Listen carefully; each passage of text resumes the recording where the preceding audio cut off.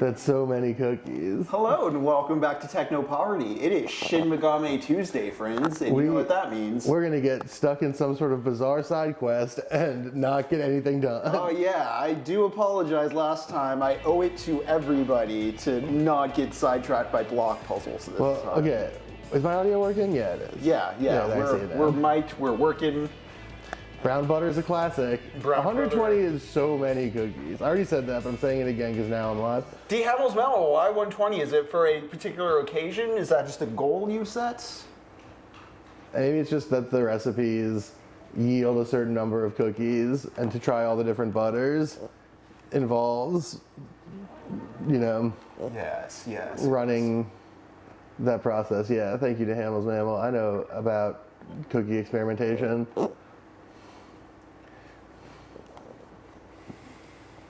All right, so we are here. We are going to do story stuff. We're not going to get sidetracked by block puzzles. We're going to the religious place, which I believe was to our right. Yeah. Yeah. There's also like a whole underground, I think, we hadn't explored. Should I do that? Oh, you gotta have the kitchen scale if you're doing serious cookie experimenting. Oh, yeah. Wait, I thought the underground was blocked. It might have been. I remember because like we looked here and it's like, oh, this looks like a whole, oh, okay. Okay, it's blocked. For some reason I thought we looked this way and then I was just like, we're at the end of the session and I shouldn't go any further. Let's get back to the scene. Although I will say, we can go a little bit longer today and going into the future because it turns out it's actually easier for Forrest to pick me up here than it is for me to meet them at Allston Books and Comics. Okay. Because it solves the problem of having to turn around. Makes sense to me. And we will do that. Because like this way they can turn right coming out of the comic book store.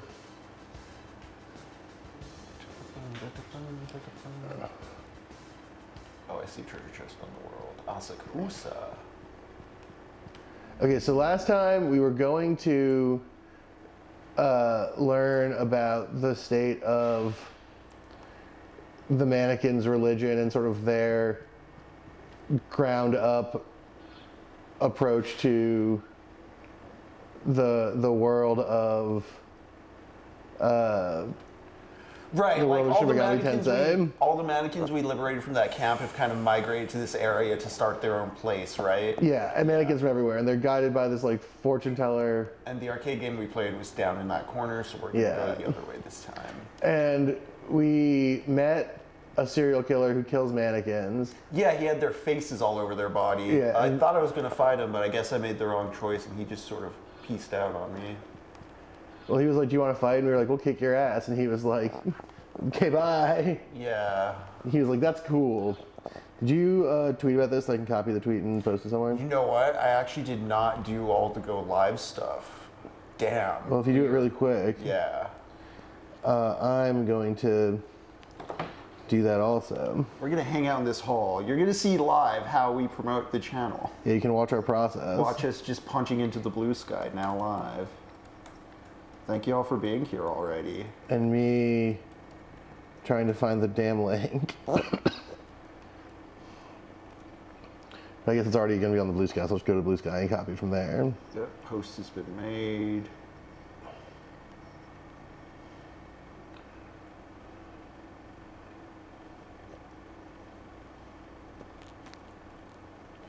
Shin Megami Tuesday. And Lux, I do have questions about the word deconstruction as it's in the title to the Derrida Yeah. about here. More in generally what deconstruction is, because I feel coming from a more bookish, well, we're both bookish people, but I think you have a more grounded philosophical nonfiction background, whereas like I'm heavily in like this narrative and fictional and like speculative genre fiction side of things. So sometimes I don't know if there's like a pre-existing academic term for a concept that's kind of recurrent maybe in science fiction. But deconstruction, as far as I understood it, I think I first encountered when it came to books like Blood Meridian, in terms of like deconstructing the West. Conceptually is kind of like what I understood is what I think it is, or what comes to mind for me is this concept in fiction of examining the truth of the mythology being sold, deconstructing kind of like the common or accepted norms of the genre, versus comparing it to the real in terms of what stories do with it. But like in philosophy, is there a larger kind of definition? Yeah. So deconstruction. Oh fuck! I forgot to put the HTTP shit in here. God damn it.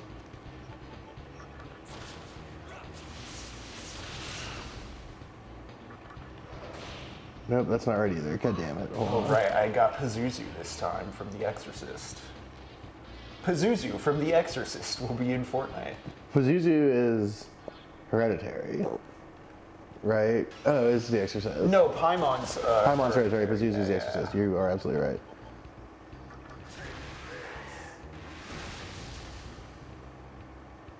I need to go back to Hereditary now, having seen all of Ari Aster's movies, and see if there's something different or how my feelings are on it, because I found his last two movies just so interesting. If not necessarily my favorites, they are ones I think about a lot. Yeah, I mean, I like all of them, although the last two have been a little bit more self-indulgent.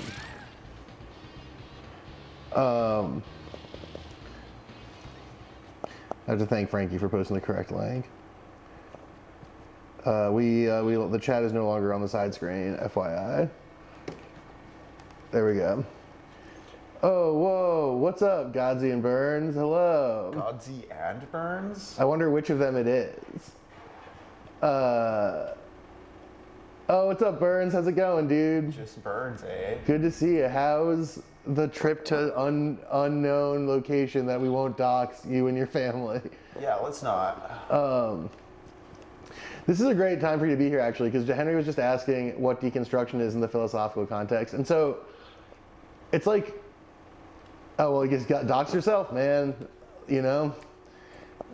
If you're willing to say it. Yeah, Burns and his family's having a wonderful vacation in Iraq right now, which is crazy. I did look up plane tickets to Afghanistan to go to Kandahar.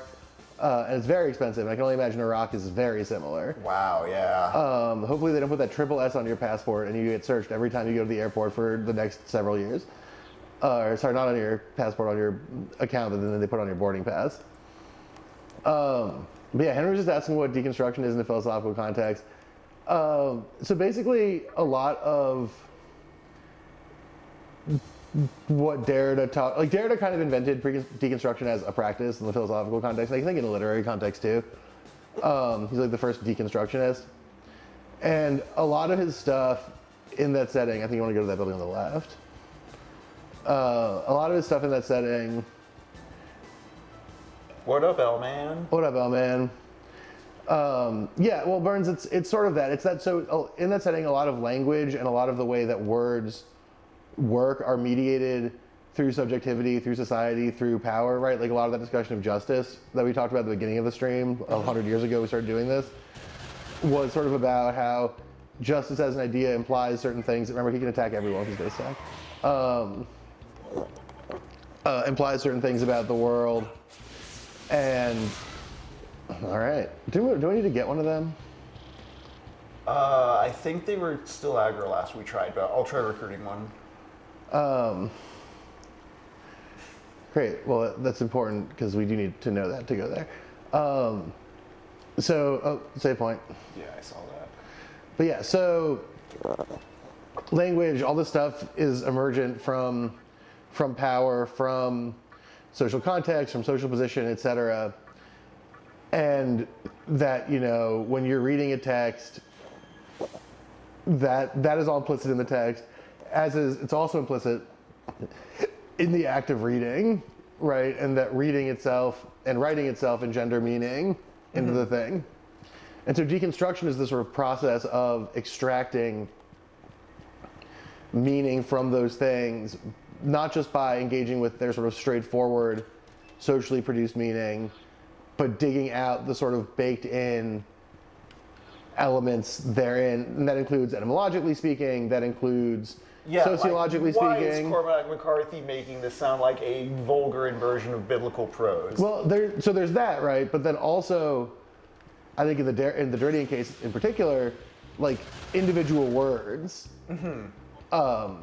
can be deconstructed, right? And that's part of the process is Enforcing the law in the essays. right, the word enforce, the word law, even the in that case. I think you just punch, man. These are weak guns. Yeah, I am using tornado because it's an all-hit attack, but it's also very expensive. Yeah, don't need to be throwing MP around like that. You never know when you might need it. So the thing Burns is talking about, right? This sort of reading the text against itself, letting a concept self-implode. That's all sort of like we were saying. Again, just to use the just example of the deconstruction we've done on the stream. When we talk about what enforce means, the idea of enforcing justice, that justice needs enforcement by its nature. What just popped up in my Discord? Nothing. It looked like I got a notification that was important, but it doesn't look like it actually did. But yeah, so when we say enforce justice, right? Mm-hmm. We talk about how that implies that justice needs to be created and maintained through force. That sort of denies implicitly. I think shock is one they don't like, but I think you can just punch. No, that was good. But yeah, that implies, right, that justice demands a certain degree of violence, of force, that it doesn't de facto, its primacy, its existence is not a priori or inevitable. And so once you take that state, that's funny, talking about our friend Noodles. Once you take that in place, then you read that against constructions of justice, those concepts collapse in on themselves, right? For instance, when we talk about, who deserves what, if we're assuming that justice is in fact downstream from power, right, because of the question of enforcement, then all of a sudden, what a just outcome looks like is no longer a question of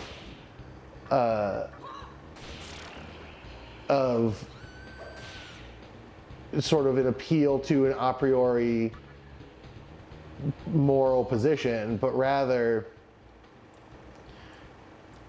an appeal to the powers that construct that moral alignment, right? All right, well, we're close. Why are you these days so foolish?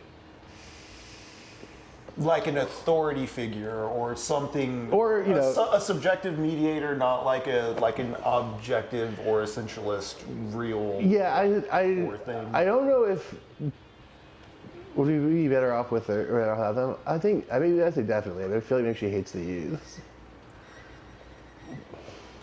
Beautiful, wonderful. Look at that face. She had a vibe of not liking the children to me. Cool. We got the hair lady. Finally. We've been trying to get her for like 3 episodes. I mean, last episode we didn't do any combat. Right, but... Oh wait, we fought the one menorah boss. Yeah, we did some stuff. Yeah, of course we'll listen. Oh, nice. That's a good ass item to get. So you can extract these sort of implicit assumptions built into language and deconstruct, the text as a whole. Oh, hell yeah. That's why, like, the big Derrida book is this book called Grammatology or On Writing. Mm-hmm. Right, and it's about how the written word as a process, but also the choice of what words are written. The Hamilton, we want the cookie updates, so it's not... Yeah. You don't need to tag that with not relevant. You have heard me gush about the haptic detail you present to the chat, which is very censorious and wonderful, so please continue. And also, as I'm trying to put together a more top-level deconstruction explanation, which I haven't done in years, I don't mind having a 3-second break from trying to put all the framing together to think about cookies. It is great how in articulating vocally, it's like, oh yeah, this is what I'm really meaning, or I guess this is what it really says. Yeah, well, I mean, I've given this lecture before, but not in a long, long time. But yeah, so that's why it's on writing, right? It's a discussion of what the act of writing, the codification of text, the production of text does. Right. You've talked about this with the use of the word performative before, in that, you know. So that's a different philosophy of language thing. Okay. Right. They're related. Like Derrida and J.L. Austin are like, you know, I don't know if they're directly in conversation, but they're in conversation to a certain degree. But the question of what language does at the level of like tangible social effect is not really Derrida's question so much as how language meaning is, where language meaning comes from, and what the processes that produce it and that we reify through engaging with it do, right? J.L. Austin's concern is like, when I say a sentence, what does that mean? What does that do?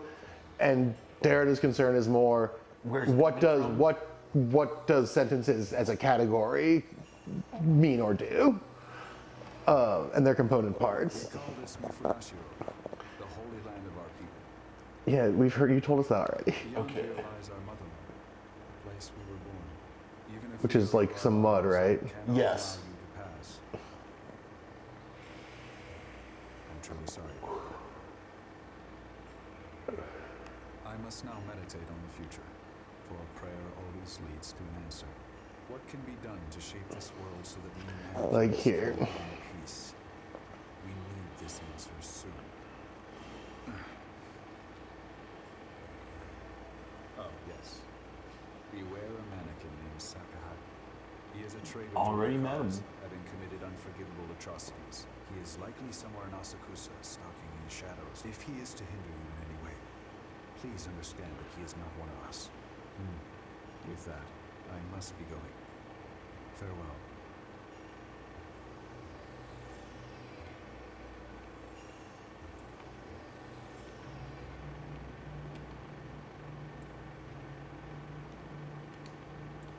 The door is closed tight. Okay.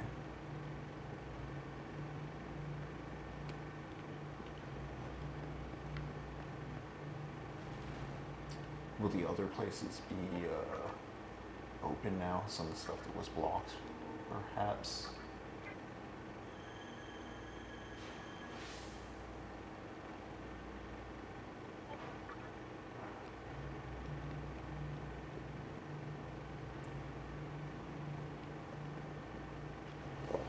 All right, and this is kind of where, I'm glad I double checked myself against one of my notes.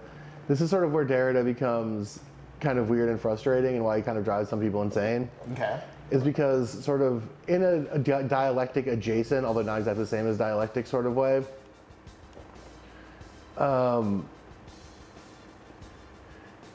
Derrida is making the claim that concepts, both in the abstract and literally to the degree of like, you know, within a text or whatever, are defined by their opposites, right? By a primacy of a certain concept over another, by these hierarchies, that the written word is more authoritative than the spoken word. For instance, like that time that guy on the Burn stream got mad at me and Rory because we were vaping and talking about movie theaters, which was materially speaking, you know, a critique of sort of Lukács style atomization, but was not presented as such, and so there's different primacy there, right? Out, yeah. Yeah, Malibu stuff is incredible. Her Derrida stuff is really great. But yeah, so there's this construction of a thing as defined by its opposite, or by the thing over which it is prioritized, or over and against which it is prioritized, right? That's sort of an inevitable thing, and Derrida's contention, which is where he becomes very frustrating, in my opinion, although I mean I like Derrida a lot, but it is very frustrating, is that those oppositions are necessary for language and concepts to have meaning, that you can't derive meaning without those oppositions. Like so the sense of hierarchy and construction to that. Yeah, like, you know, being is always juxtaposed. You can't understand being without an understanding of nothing, right? It has to be juxtaposed to and above it, right? Like, I think I think I need to go up those stairs. Yeah. Over there. Like, you can't understand the idea of being without both saying it's the opposite of nothing and it's the state that we prioritize over a state of nothingness, right? Okay. You can't discuss the value of the spoken word without putting it in the context of its relationship to the written word. You can't, you know, et cetera, et cetera, et cetera, right? This is sort of relatively classic. But the Derrida thing is that this is inevitable. And so the demand of deconstruction as a practice is not to undo those, because you can't, because if you were to undo them, everything would fall apart, then nothing would make any sense. But rather to engage in a sort of constant critique and upending of those things to figure out sort of the deeper or more aggressively situated meanings contained in work or in text or in language, that those prioritizations give us insight into the position from which the writer, the speaker, is writing or speaking, both socially and personally, that These were chosen for reasons. yeah, and that those reasons can be the result of social construction or the result of individual choice or whatever, and sussing out where those things come from, what they mean, what they imply about the work and the person doing it is, you know. It brings to mind kind of like a more specific exploration of what like Walter Benjamin calls aura in the work of art in the entrance mechanical reproduction. You know, just the way that the context under which a thing is made is going to affect, like the art has meaning because of the history and the moment it's made. Yeah, so there's some of that, like some of that sort of like materialist criticism involved with it, but it's not it's also, you know, it's also bound up a little bit with like Heideggerian kind of questions of thingness, like what makes a thing a thing? Why does a thing being that thing matter? You know, that sort of stuff. What is a thing? Yeah. Yeah, like the forgetting of being, etc. Like, is that Derrida is wrong on Heidegger in a lot of spots here. Nope, that's a dead end. There was a place I went to, and they're like, we're under control. Yeah, I think the thing you're talking about, Burns, is the thing that I made Henry read for the start of the stream series that I thought would be applicable, and then it's taken us 30 hours to get even kind of close to the part of the game that I was thinking of where it would make sense, which hopefully one day we will actually get to. Theoretically, we're kind of at that part now, but it's been so long since we were doing it for realsies that we have to sort of recontextualize everything. Yeah. Because that was, I think, Deconstruction, the Meaning of Justice, right? Yes. Was the one that... Deconstruction and the Possibility of Justice. Yeah, I think that was the one I showed Burns. It was either that or... yeah, it's probably that one, because there's the other one. The other one is the neighbor stuff from Limited Inc., which is also very good.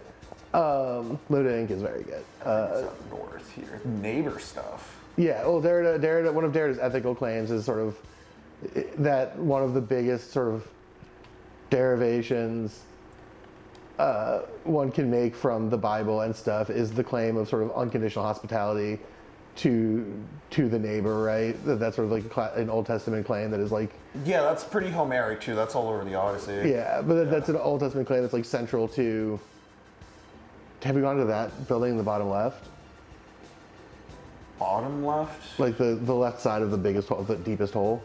Yeah, we exited there before. I'm thinking of going back to the first mall, that construction we saw at the beginning. Because Right. there's two sites of construction that were there, like, come back. Wasn't our weird friend in Asakusa the man with the hat?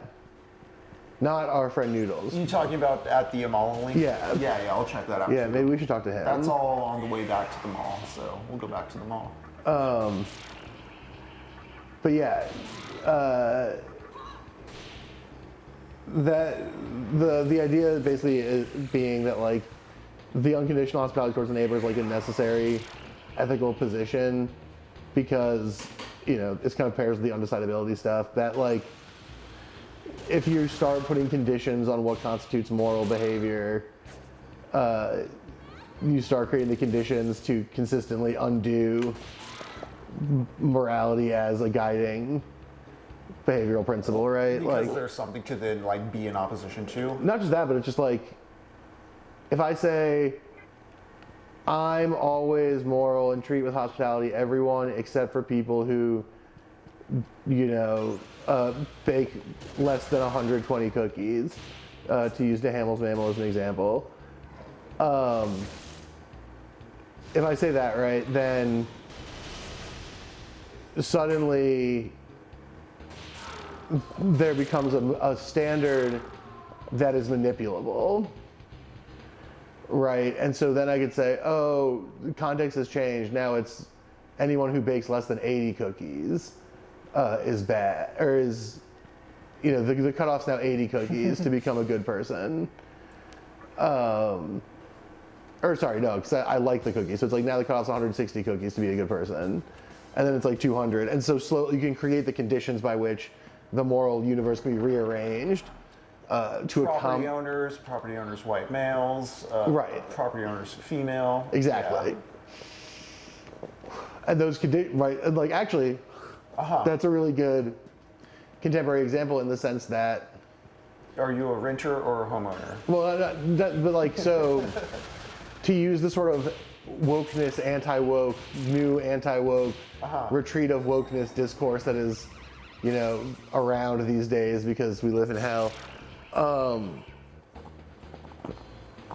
Because the construction of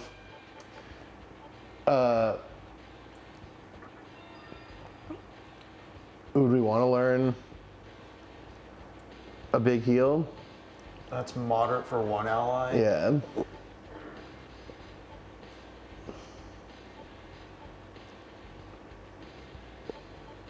Yeah, I think I'll replace anti-dark with it. Okay.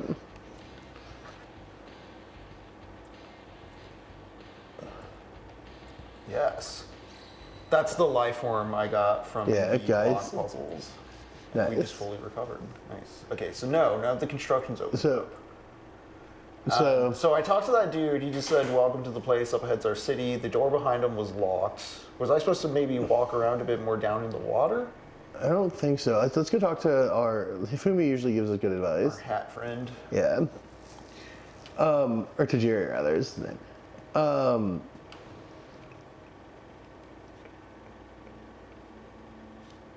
Okay. Yeah, see? Nice timing.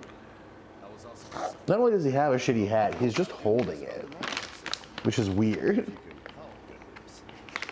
So he's like hacking the system so we can find like the concentrated towers of Magitama that the bad guys creating, right? I don't actually know why he's doing it. Well, he's gonna show us a plot stuff.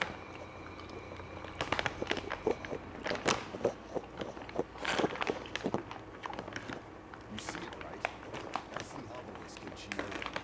The nightmare systems inside there, along with all the Magatsuki. That's right, the Magatsui, the life force that is being gathered by the villain. Found in Neo's real headquarters. As far as who's operating The concentrated violence of the system. well, I have no idea how it works. It's clear this thing is a threat. Is it a threat just because it's red? I'd still be Yeah. myself, but I'm nowhere near strong enough. Bottom line is, when someone does something, Cal is about to take over. So, don't want that to happen. That someone might need to be you. You'll need to deactivate the obelisk and return the flow of Magatsuki and the vortex world back to normal.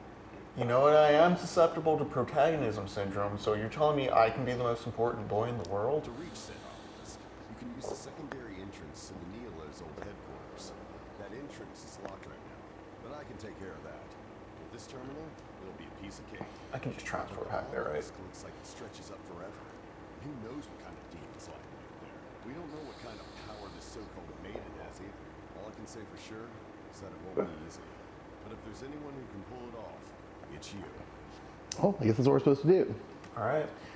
But yeah, so like, because the existence of like citizenship as a moral position in America was not universal from birth, right, from inception,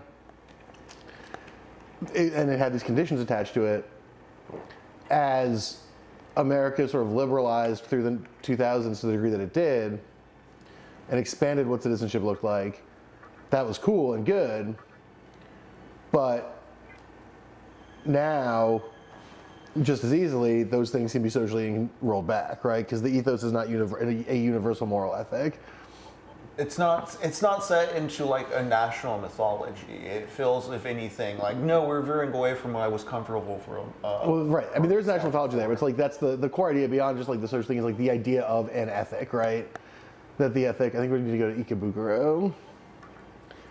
The idea of an ethic, right, it doesn't come from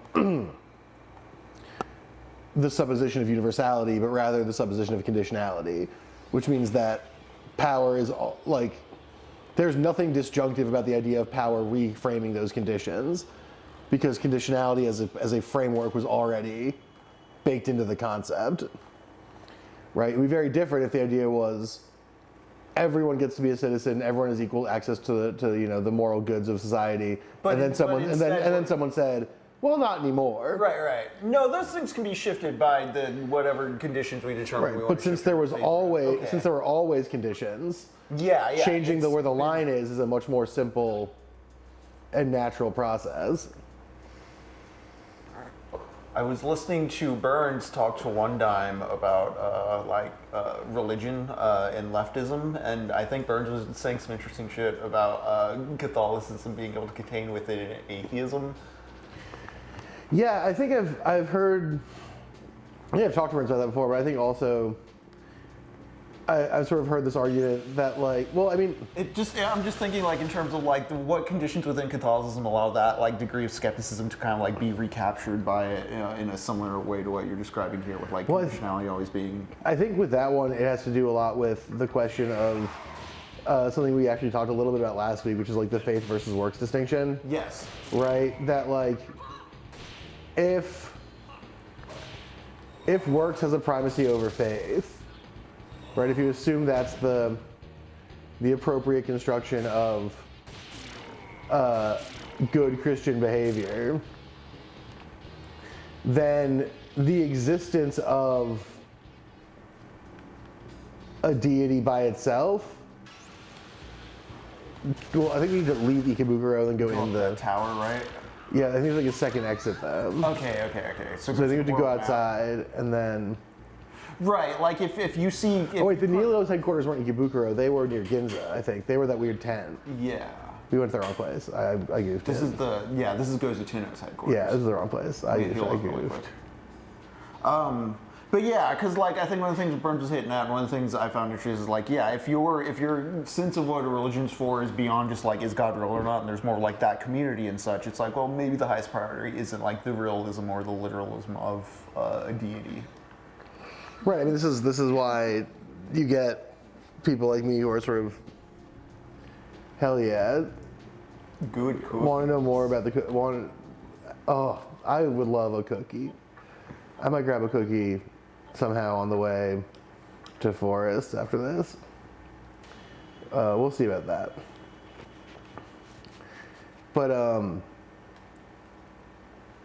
works and faith, and then you were saying something about people like you. People like me, yeah. Like you can have, like I'm not like a big time God believing guy. Mm-hmm. But like I'm still Jewish, but that comes from a lot of specific sort of belief and understanding of like the value of specific traditions or moral positions that are implied by the religion, right? Because what the thing that matters is a lot more to do with the sort of structuring ethos and like ethical sort of cosmology is the wrong word, but like ethical teleology, ethical direction of the religion as a project. The heuristics, maybe. Yeah. The mental tools or just life tools or abstract tool sets, yeah. Speaking of last week when we were talking about if we would save scum in real life, and we were talking about you get into the position where you can get into something you just couldn't win at, but like you continue reloading and just go insane. I asked Jacob on stream the similar question, and he said yes, and I asked him to elaborate. And he said, well, I'd want to see how much alcohol I can take, like just save state. Get tanked and see how far you go before you black out. And instead of conceptualizing the save scumming of real life as a means of getting like a perfect self-narrative, I think using it to test like extremities and limits is something interesting. Yeah, I agree with that. I mean, look, Jacob's not wrong that there's. I'm so interested. Jacob's not wrong that there is like a compelling. There are compelling specific things you could do with that. With that arrangement, right? That like you could do specific interesting stuff with save scumming, obviously. I went to the tent and it was locked, but I need to go to that other one, don't Yeah. I? I forget. I have to like go through the sewers for that one, don't I? But I can also. I don't think so. You can loop around to it.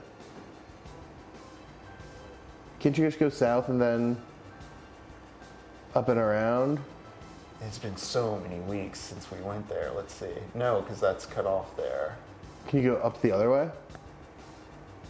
Like up across the train tracks, I mean?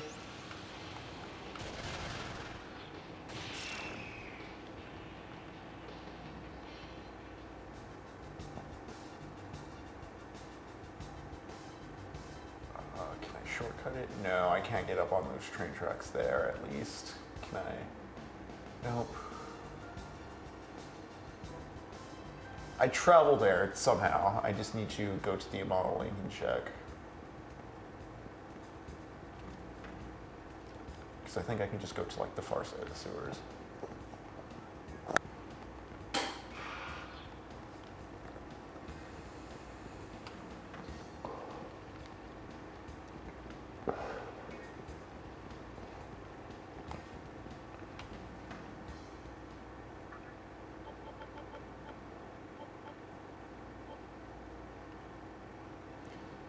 Shiro, is that the prison?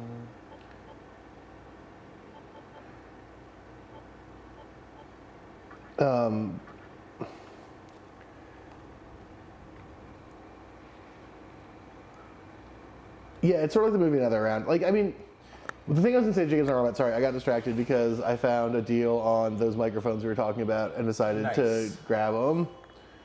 And I wanted to make sure I did it before I forgot. You have an important stream coming up, I assume. That and just like for promo stuff too. Ooh, ooh. Promo stuff? For Fight Opera. Nice. Yeah, we should sit down and talk about what we want to do for those. I'm definitely down to Because do we got so. I got some ideas and I got a new tripod and everything, so I want to start getting freaky with it. But yeah, the thing I was gonna say You know what? Let's do it. our friend Steak Boy, I new haven't tripod. saved in a moment. You could say no and walk back to that save point you were just at.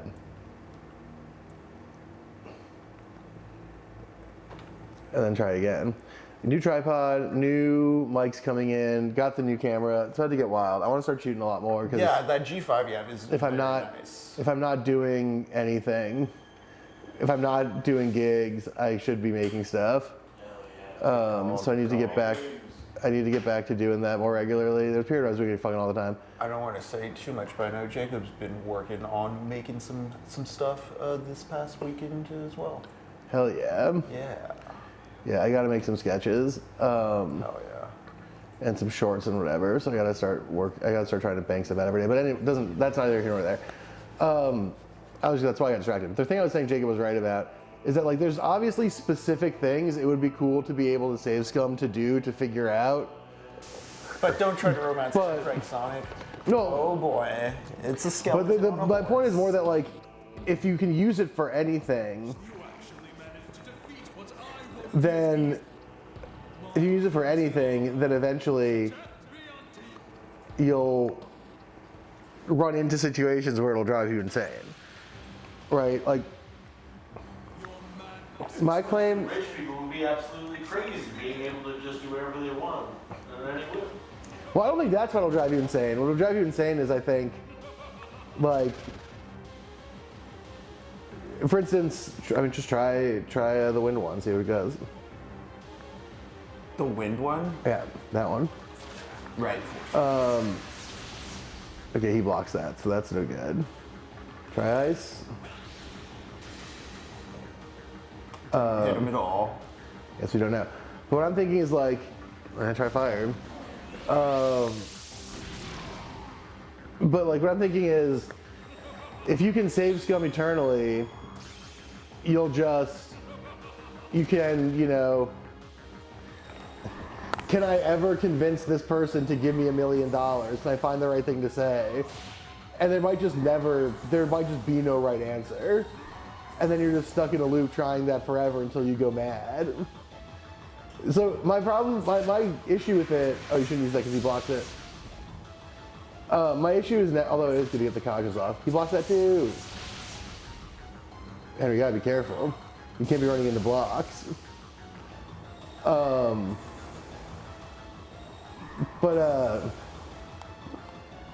My issue is never try shooting ice at him or or you do that one. That's a good idea.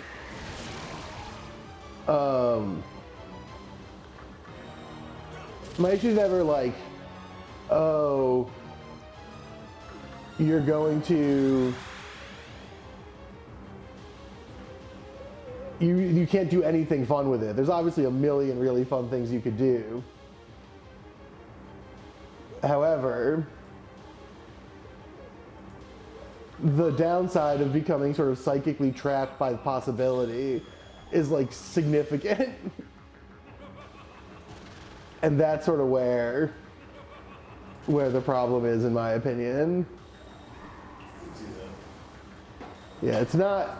You could definitely do a lot of really cool stuff. Well, I guess it's also, the other thing is too, is like, what are the parameters? Well, Do you have multiple save scum slots or just the one? is it, to Hamill's Mammal, what's the texture issue? And yeah, I mean, that's what we were talking about, is like, the easiest way to do it would be to limit the number of save slots you can have. And that would probably be good. But also, I don't know if that's even sufficient. Try shot, we haven't tried lightning yet. Well, I did force our. Oh yeah, so maybe just get the big one off. Like, is time?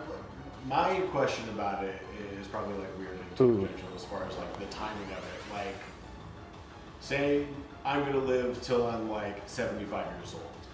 If I save scum at like 5 years old, and I get to like, and I don't know that I'm gonna go to 75. Do I? And I'm at like now 36, and I jump back now. Am I gaining more time, or is the time that I was going to be having potentially like limiting? Oh, like you get like you're saying you like do No you? matter what, like the years I don't know, we'll say a soul that is whatever save scummed, you know, is Right. The question you're asking is sort of like, oh, he blocks that. Right. The question is sort of like, if you know you're going to live to 75, or say you are going to live to 75, that's just the rules. Yeah. Like, We'll say average, whatever. yeah, like, do those years like track back with you until you get a total of that number of years? I don't think so. I think you can just do it. That's the one thing is you. That's what I was kind of like going off. It was like you only have you still have a limited bit of time because you're still. Because like there's some kind of like weird like temporal limit on like the spiritual existence or Do you whatever. have to manually reload, or you just revert on death? No, yeah, I think. Well, no, I do think you have to manually reload. I think when you die, it's game over. It's Dark Souls rules. But I think Hellspin was getting pretty good. Just gotta make sure to heal. Yes. But I think you can just keep experiencing being alive. To whatever degree you want, for as long as you want, but Like if save scum is possible, then a lot of so many other things are possible. yeah, but also I think the significant other thing is gonna need to decodge these guys big time, because the next Terrorblade might really fuck your shit up. Oh, you got big lucky. I mean, Hellspin, why not? Because you're gonna get to Pazuzu almost for sure. Now, yes, big time. Because you're gonna get to, the thing is that when you rewind, the thing we didn't discuss actually, I guess is I think you might want more butter to Hamill's Mammal, is what I'm gonna say to you. Maybe a little less flour if it's slightly bready, but also more butter helps with that too. Or more like, I don't know what else is in your dough, but like if you're doing milk stuff, maybe more milk. But, oh geez Louise, that's game. Ladies and gentlemen, that's game, you're dead. Do we have someone who has the mass dark kill? Because that might help with those little guys. The little guys weren't really the problem. Good thing we. But the thing we didn't talk about was like how memory works, right? Because Jacob's raising an important question. Like, because we all have different ideas of like what a safe scope is in the first place. Yeah. The parameters. The parameter of memory was one we didn't get super into, and I think that actually is pretty important here because like.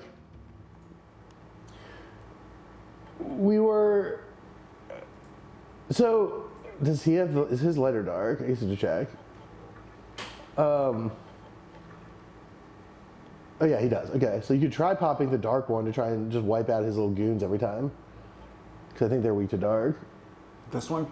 No, you do Mamudon. Okay. And he has diorama. Okay, cool. Because I used the wrong healing. I should have had Pazuzu Dakaja instead of the Meteorama. Yeah. That was my bad.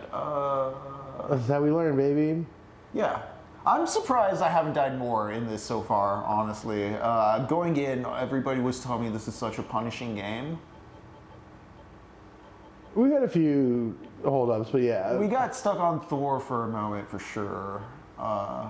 But I mean, we've been minding our Wait, what's the stats strong physical? Maybe try that one, honestly. Weak to fire. What was he hitting me with? I don't remember. I think it was a lot of physical damage. Yeah. So you might want to try the strong to fire one, or strong to physical rather.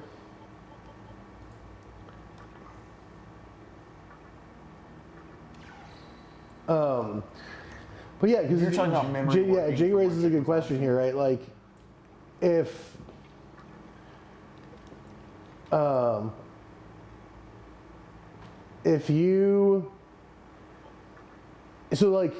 you save and reload as you're talking to the guy who draws the Mpreg Sonic because you want him to marry you, Right.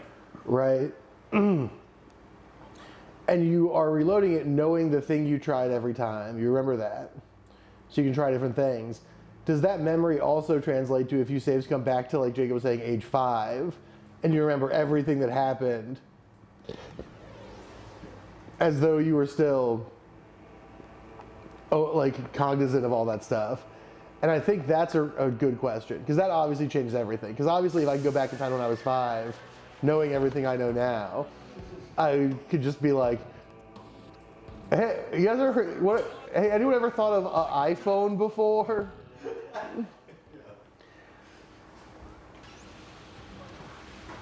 Or I could like go to the Brooks Brothers riot and like hit Steve Bannon with a stick or whatever.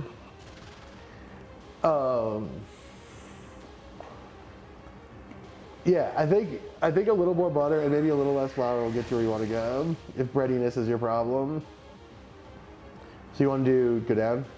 No. Yeah, you want to do that one. Weakness. Nice. Okay. Yeah, but he does block it, so that is a problem.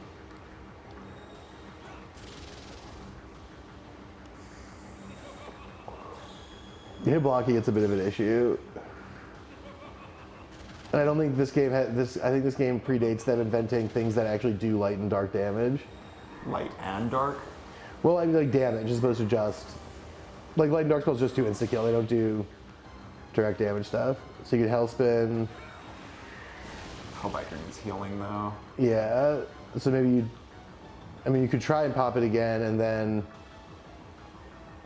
yeah, I would do that.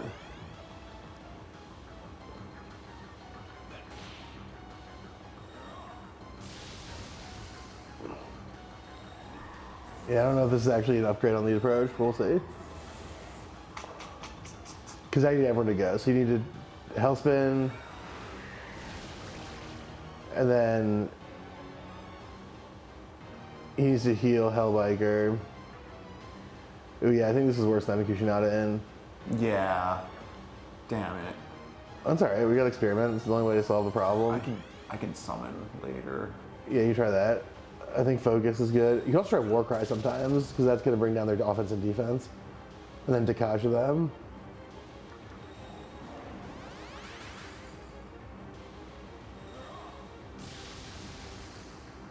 Kind of wish I could up my, like, Evoid. What's up, Curved Boy? Yeah, you know it's Red Rider, baby. He's a huge fucking problem for us.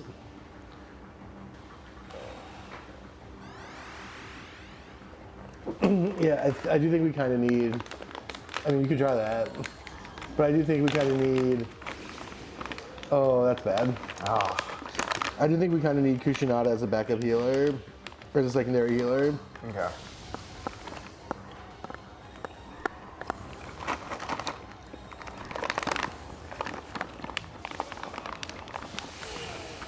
Bolt Storm.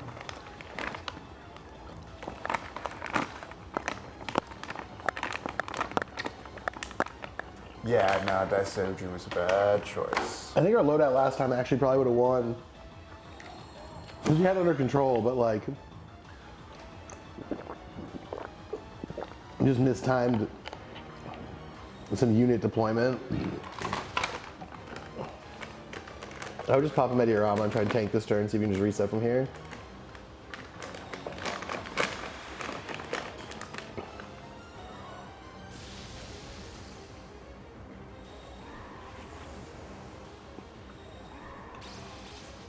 Because you got some recon on some people, right? So you diorama Pazuzu.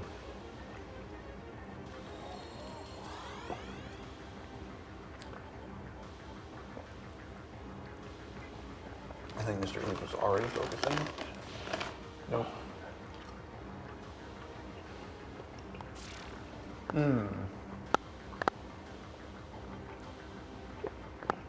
Is it better now that the bag is on the floor, L-Man?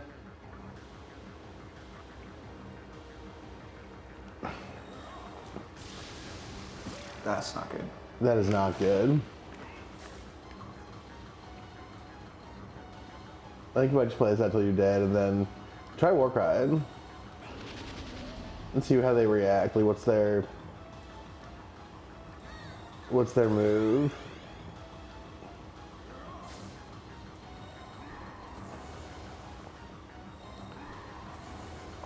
Yeah, well, I don't want to subject you to the horrible sounds of me enjoying a few of my beloved SPKs.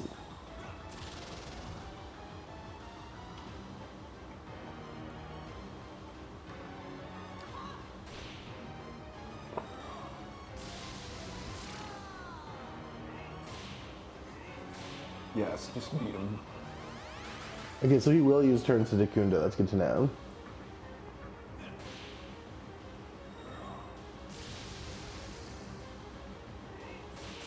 There we go. Okay. Okay, so I might Revert that party. reset that party and maybe check the Magatamas again, because maybe did the other one give you ailment resistance? Because that might be good against the Terror Blade.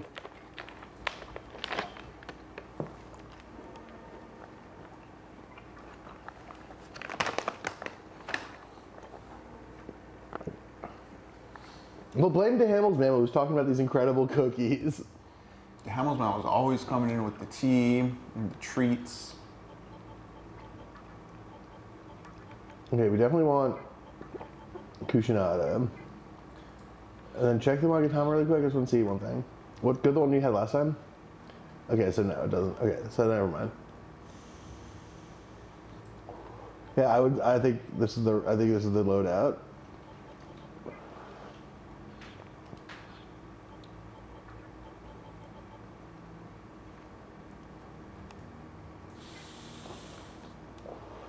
I think we should be leveling Gehenna as we go to get more powerful elemental spells and start working towards leveling up the fire, ice, etc. Uh-huh. But this is not the fight for that.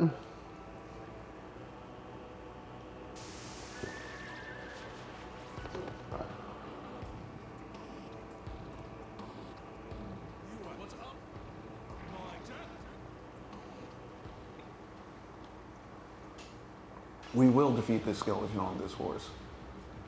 Your madness is my joy. Shall we begin?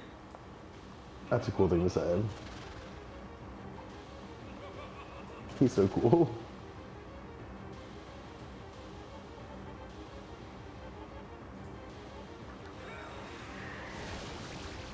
Yeah, I wasted a lot of time hitting him with the wrong attacks. A shock they block. Okay, well, luckily it didn't hit him, so you're okay. Hellfire, they don't block fire, so you get Hellfire now. It's actually pretty good damage. You could attack the one on the right, or you could heal. Oops.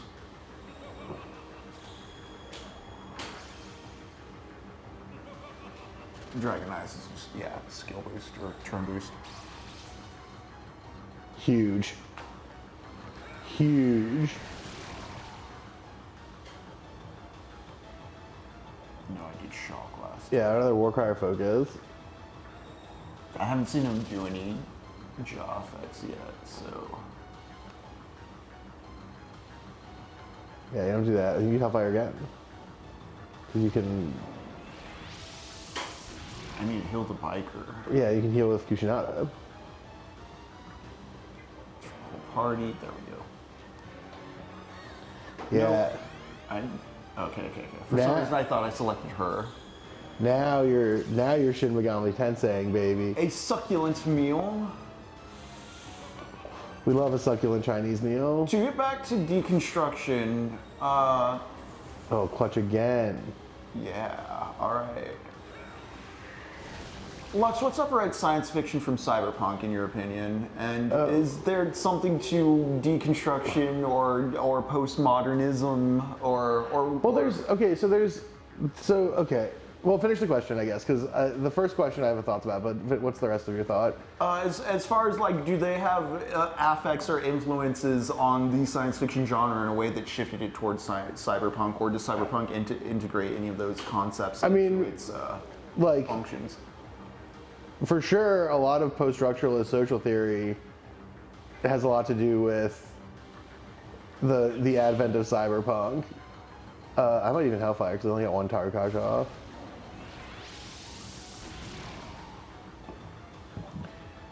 You could maybe hit the one on the left. You might have enough health to tank this turn. Oh, I thought he was going to die. That would have been nice. That would have been nice. Would have really changed the action economy. I asked because as we play through Doom, we were playing Aliens Eradication, and Jacob and I were talking about Alien is potentially one of the first instances we can think of as like a film we would identify as cyberpunk. But just in general, like what marked the turn to cyberpunk? Now you want or what are Deconstruction some for sure. works that I mean, cyberpunk is definitely like emergent out of Gibson.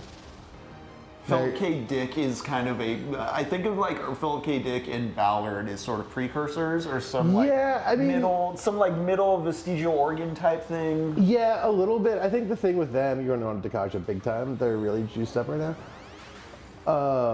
And then you can heal with her.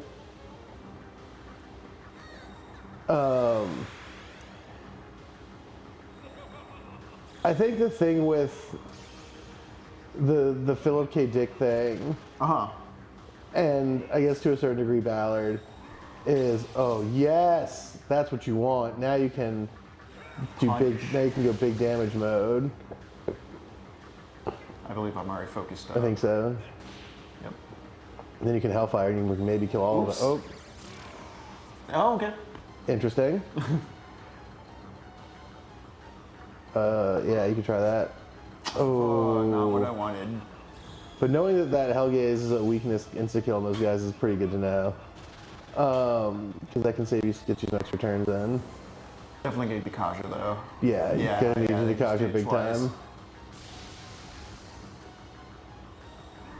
Yeah, so my Dick and Ballard kind of Jesus Christ. Okay, yeah, you definitely need to do that.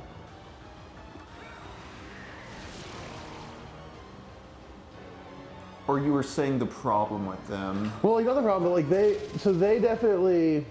Like, I get what you're getting at, though. Like, they're definitely, they're not Oh fully... no, he's Deconstruction. He's Deconstruction. He's Deconstruction. They're not doing cyberpunk right because first of all, I guess they're somewhat computer oriented, right? Like, like Dick for sure, Ballard less so, but also cyberpunk is so so deeply invested in the question of like, what does the force of capital in particular on the human body, like how does capital and the advancement of capital manifest and like construct itself within the context of the body, right? Like that's... Yeah, I think of all the corporate management of persons that goes on in the Alien franchise as an example of this. Or this is kind of like why I like the Xenomorph, particularly in 1 and 3, as a sort of a... It is it is the most toxic commodity. It is so valuable. I might just that- use your regular attack instead of Hellspin on this one. Oh, that crit is huge. But it's directly related to the body. Like, you can't ingest it. It's going to kill you. It's living cancer. It is oil personified. Yeah, so cyberpunk is, in general, I think a little more preoccupied with the body. Okay. You can try hellgazing the other guy. I was just gonna hellfire. You could. I'm just worried about what will happen. Well, it doesn't matter because if he's bewitched, he'll be bewitched no matter what. I killed him. Nice. And All right, got now you get to visually heal, off, yeah. and then you can just pop a regular attack here again. That was a very good turn, Yeah. and he looks like he's maybe hurt. It looks like you got him on low health. I think he's doing the little slouch thing. It looks like he's doing a bit of a heavier breathe, yeah. Or his horsey's tired. Oh yeah, his horsey does seem tired. Oh, poor Damn, horsey. Pazuzu. I just want to say, Pazuzu's huge. I mean, Like right next to Mr. Ooze, the size is kind of crazy.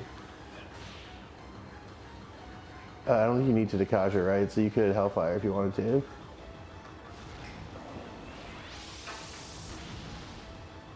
I was gonna heal. Oh, now you gotta heal. Now you gotta heal. Do the group heal for sure. Yeah, Pazuzu was looking a little worried. Nice. Ouch. That's not good. Okay. Well, Pazuzu potentially not being able to Dekasha is a problem, but I don't think you need to. Well, do you have? Check your items. Go down. See, we have a Dekasha stone.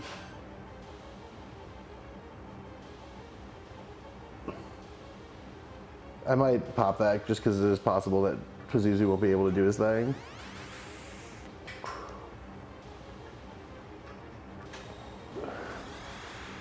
Okay.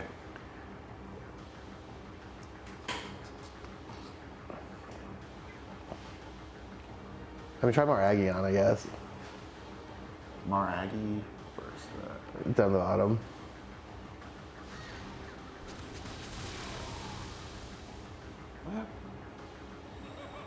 It's at least some damage output, you Yeah. know? Our HP's back to a good spot, though. Yeah. Okay, not ideal, but we'll take it.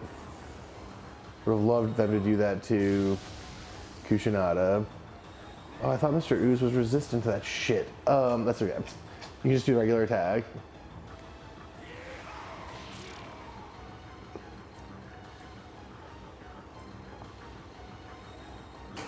Okay, that worked. That's okay. Yeah. Now you can Dekasha and heal.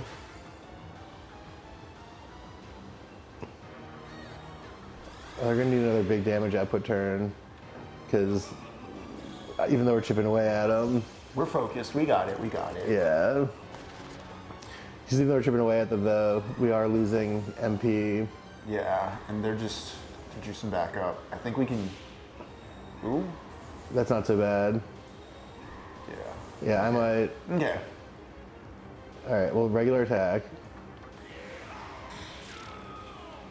Oh, oh. He'll leave to kill his friends.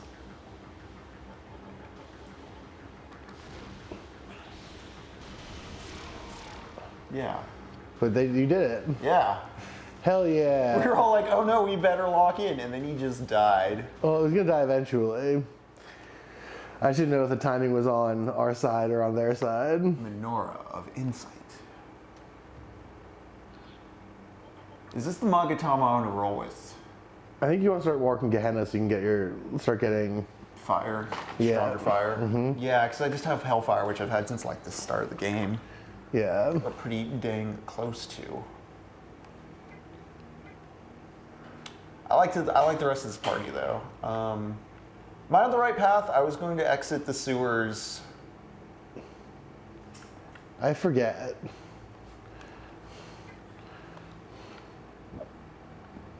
I need to go to the Nilo base.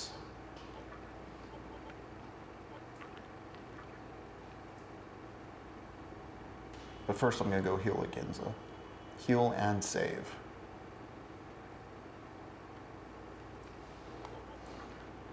But so Cyberpunk, you argue, is more with has more to do with the body under Capital and maybe like a direct manipulation of the flesh, questions of where the human begins or what you're commodifying of yourself with technology.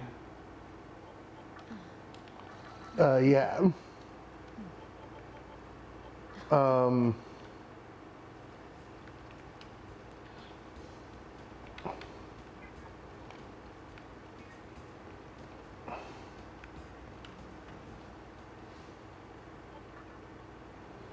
Sorry, some scumbag stuff just happened on the stream. Today's a busy day for me. I hope it's positive. It's not negative. It's not really any. It's not really anything.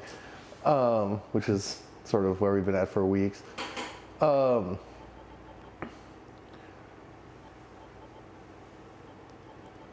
But yeah, so it's a little more body focused. It's definitely a lot more economically capital focused, right? It's a lot more of a question of what economics and lived life in particular looks like. It's also a lot more terrestrial, right? I don't think it's here. I don't think this is where you want to be. No. It might be the Great Underpass of Ginza. But I Do feel you like happen to know if there's any other Menorah bosses on the map? Because we just need one more. there's one more. I don't know where they are. Okay. Okay.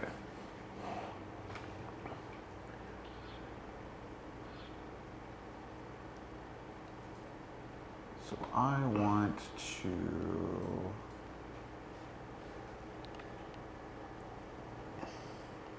Exit, right? But if you can get to there, Do I want to go this exit over here, though, is the thing, is what I'm thinking? I'm not sure. Just want to see if I can find an overworld map. Because I know I have to get back to the Nilo base. I just don't remember precisely how.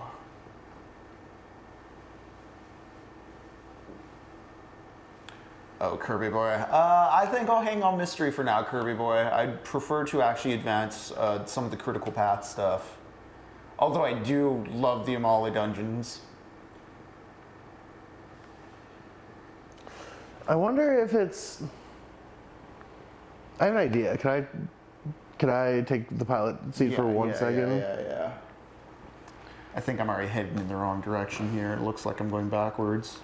Okay, so I want to go back to where we just were. Was that this way?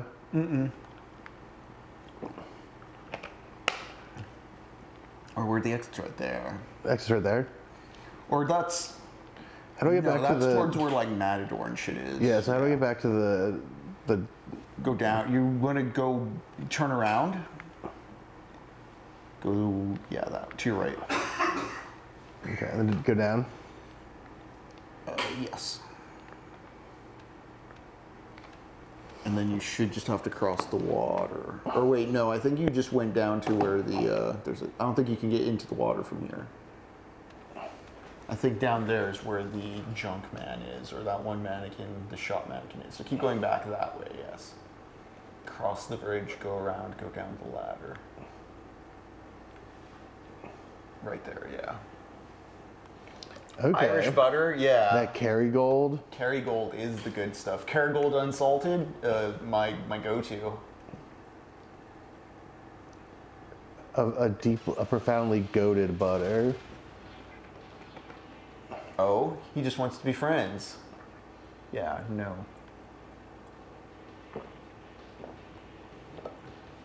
What a curious flying stingray. He is nothing to me. Yeah. Port room's right there. Or wait, no, it's across the, yeah.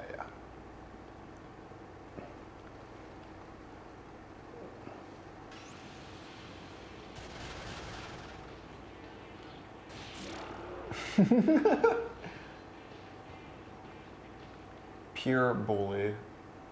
Check your map. It's, yeah, that door.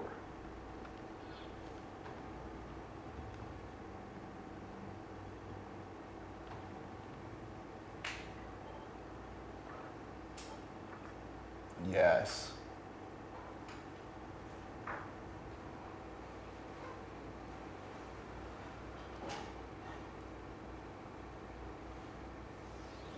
I think you can skip this if you want. Yeah.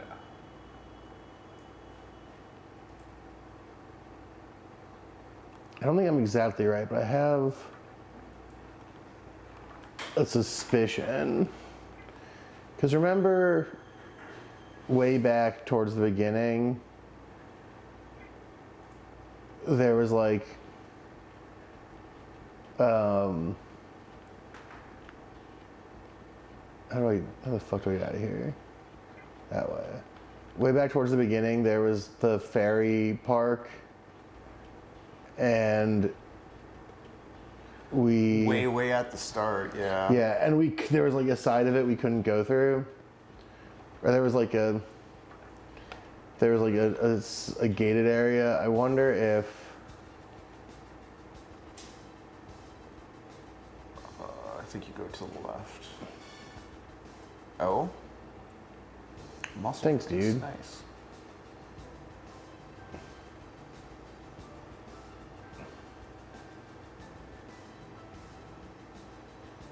Yeah, I think the park is right there.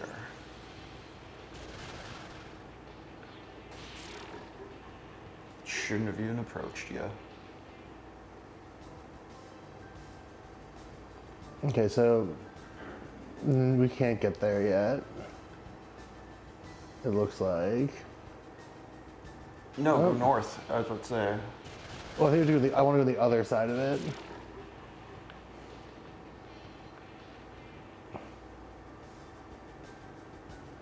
Well, maybe we can cut. I was about to say, can you enter on one side next And on the see, yeah, other? maybe that's the trick. Maybe that's the thing we're looking for.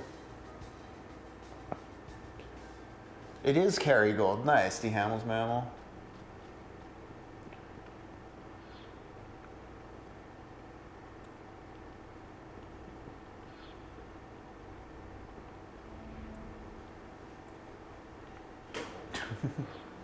Okay, so that's not it. Any north or south path you can take to get around it? Don't think so. No, it doesn't look like it.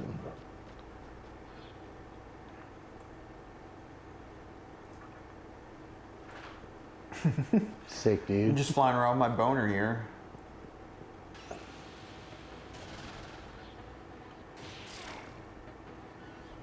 I love to run over pixies with my bicycle.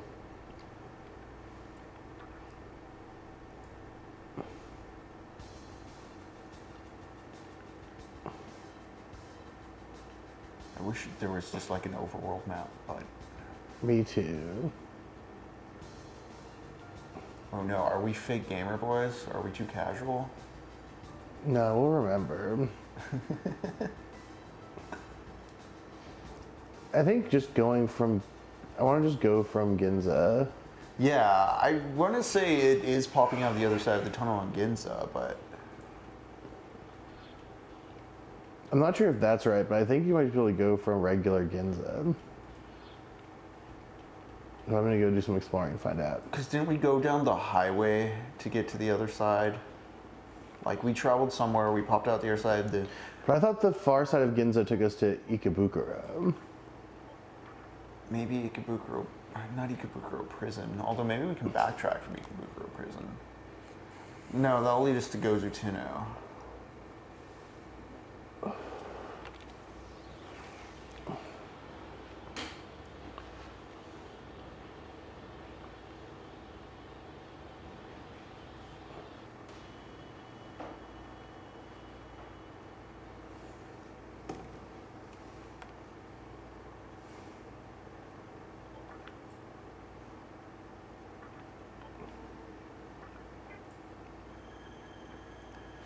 So you went to Ginza?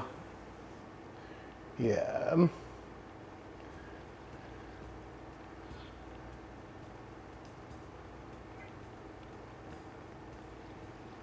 Is there a specific exit you want?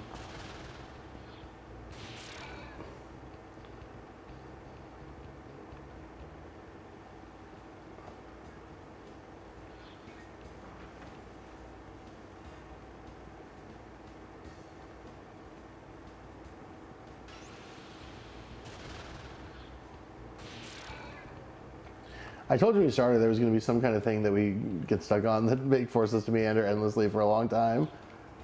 Oh god, I'm so fucking Elden Ring mode right now. I just keep pressing triangle to interact with everything. Have you been playing Night Rain? No, I've been playing straight up Elden Ring lately. Nice. I want to try a new build. What's your build? I'm doing bleed.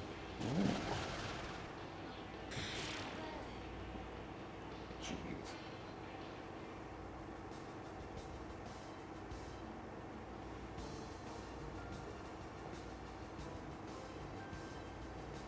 How did we get there before? Across the bridge.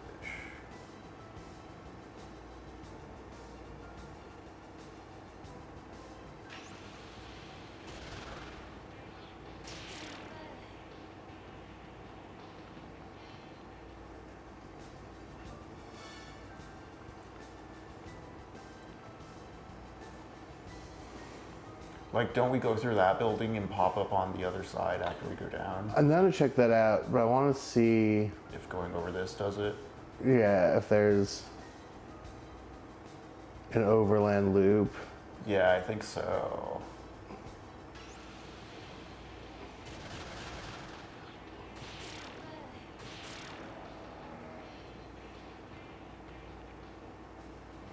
This is what happens when you play an RPG 1 week at a time. Yeah, here we go. Yeah, I think I see the This is route. exactly it.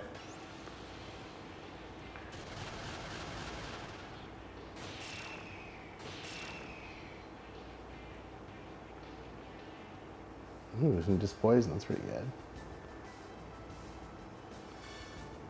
Wow, just Kushinaga keeps finding things. I love it. Some of them are pretty good. Tokyo Tower's over here. That's cool. I think you just want to go straight up I to am, the but I just want to look at the Tokyo Tower. Tokyo Bay Bridge.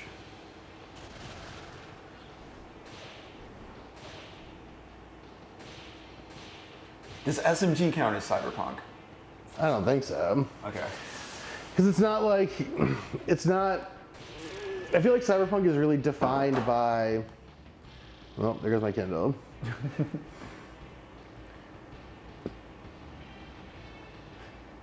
Gnarly, you really are innovating on the form. Wow. Custom to our stream. That is so specific to our party. Quite gnarly. All right, we're in. All right. So I just explore here. Got it.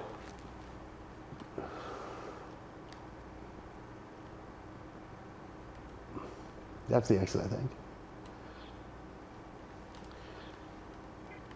thought that was the north door. Do I want to go through the north door? Let's go through the side door. Oh. Okay.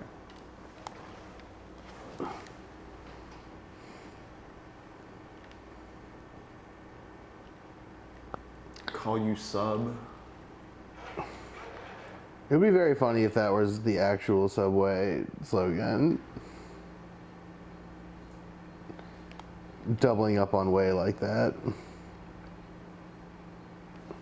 Black Forest ham. With how prevalent that name is, I thought oh yeah, I'm gonna have to cast some white.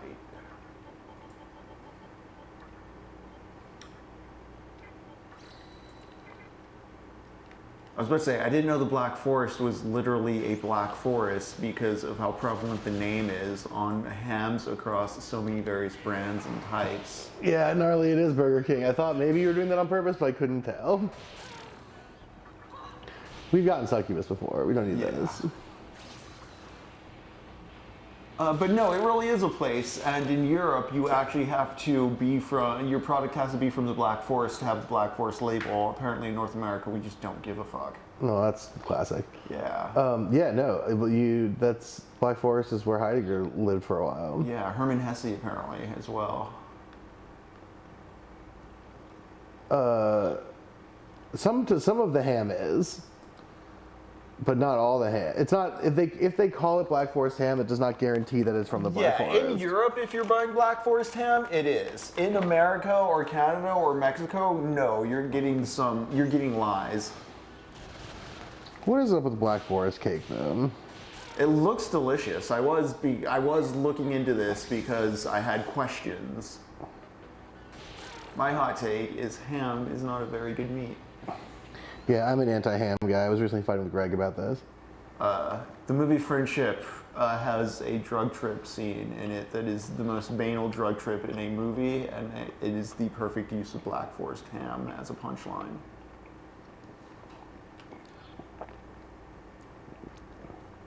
Here in Charleston, we have something called Shrimp Gate because local businesses were simply claiming they have fresh shrimp, but only like around 20 are actually using local caught shrimp. The shrimpers are suing.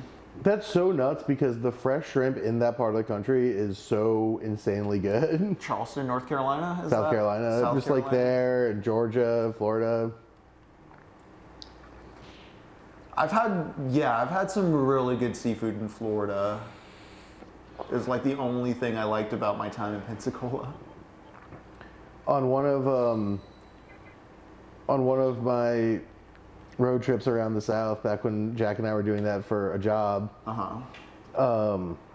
way back in like 2011, we stopped in Jacksonville and bought shrimp directly off of a shrimp boat, and it was life altering. Just right off the shrimp boat, yeah. Yeah, That sounds amazing. we were just hanging out on the dock, and these guys were like pulling in shrimp and like putting it in and like getting ready to go distribute it. And we asked them if we could buy some, and they were like, "Sure." When I visited some family in Georgia, we were in Savannah. No, Savannah's fresh caught crab was some good stuff. Oh yeah, well, fucking. Damn. You know, I'm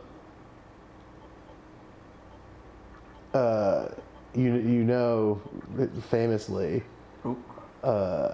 Someone have media who's not in the party. The New Way does. Right? No, New Way does have post moody, which you might need to get rid of some of these poisons.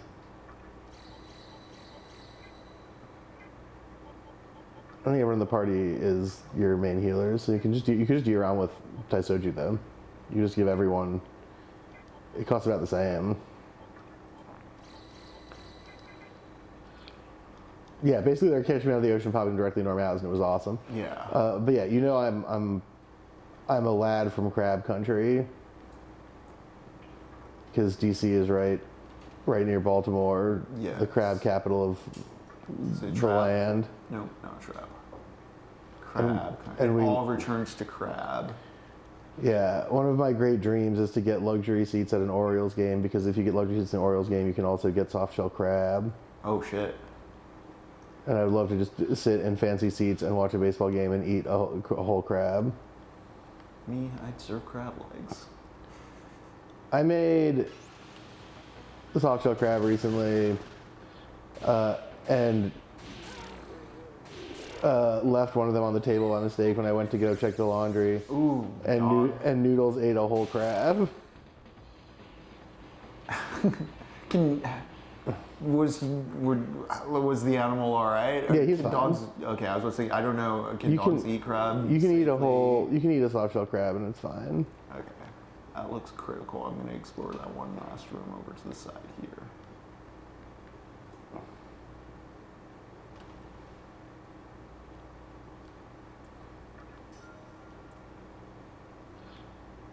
All right, let's get on that hallway. That wasn't nearly as long a derailment as past instances. Yeah, and we got another menorah boss down. That is true. By being wrong about where to go, we did get a menorah boss.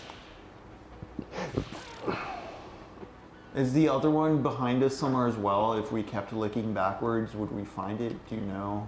I know one of them. Kirby was saying they could tell us if. I know at least. I forget where exactly they all are. I know at least one of them is in like a really annoying backtracky place. But I forget if maybe we get a hint towards that. I'm still wondering if we should go back to that one spot in the Amala dungeon through the toxic spiral as well. Well, eventually we should. That one guy was promising us stuff, but he may also be a liar. No, I mean eventually we should do that. Okay, cool. There's a save point over there.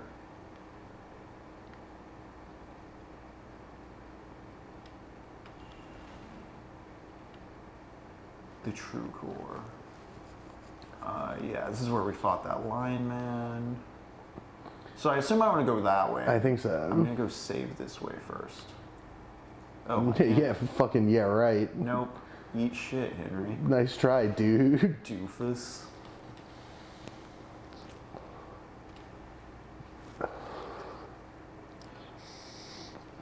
You thought this game that constantly asked you to backtrack was gonna let you backtrack when you wanted to? I don't think so. What a spooky hallway.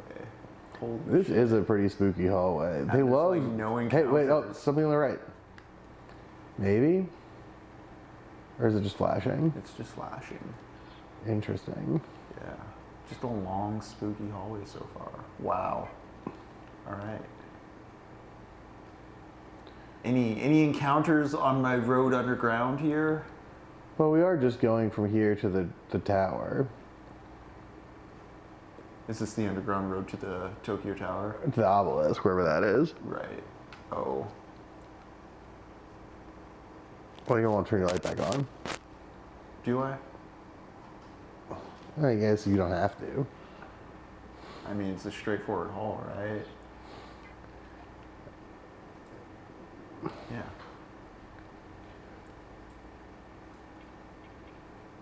I'm on B15, so, alright. I do like how the elevators go up floor by floor. It's not just like a load. I mean, it is kind of a loading screen because there's definitely stuff going on in the background while this is happening, but Right. they're just like you're on an elevator. It's for a sense of immersion. Oh.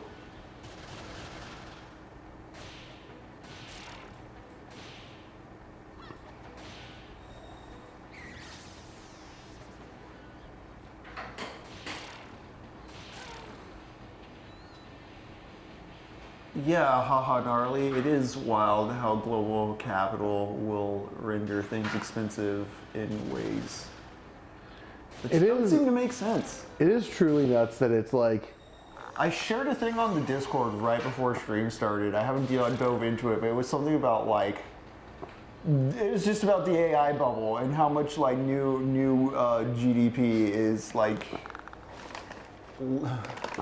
just AI spending. AI spending is making up more of the GDP than like consumer spending. I need to look into the specifics of it, but that doesn't seem real or possible. I was just reading about that like, probably the same article, that like AI investment is like keeping the economy afloat as many other parts of the economy are dying quickly. Yes. and that like the bubble is that like a bunch of economic stability rests entirely on the bubble. Yeah. See, in the past too, I've heard certain types of the digital economy's accounting techniques, as far as like, you know, Netflix reports their own view numbers and determines their own stock value, basically. Google Ads, for a while, I've always been like, how effective are these really at generating real revenue versus what they're just claiming it does? Historically, you can kind of trace that through the American stock market, like with the cattle trade.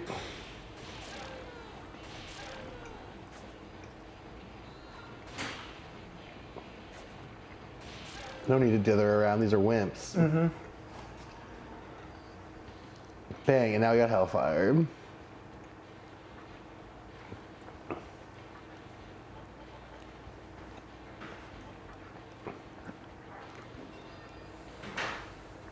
Just straight replace Fire Breath, right? That's what I would do.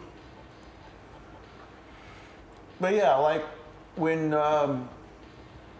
cattle corporations were able to be put on the stock market, they would over-report like numbers that they were, you know. Yeah, I mean, of course, I mean. But like, yeah, it's interesting how over time, there's no, you know, even back then you still had cattle as a commodity that was being moved around. With the AI stuff, it's like, how hollow can we get with this? Oh shit, this is cool.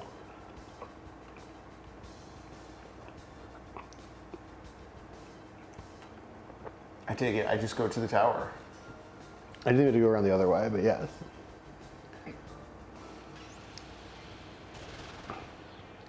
Oh, that's a new guy.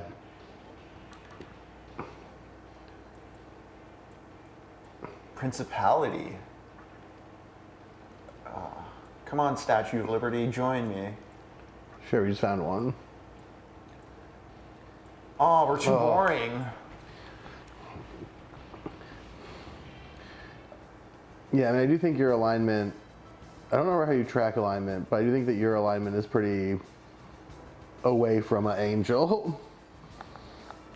Oh, as far as like good and evil choice stuff goes. It's like neutral, freedom, and something else or something. I don't remember exactly.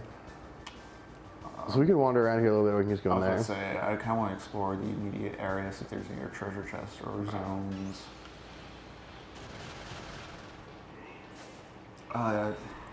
I guess I'll try. Oh, these guys. Okay.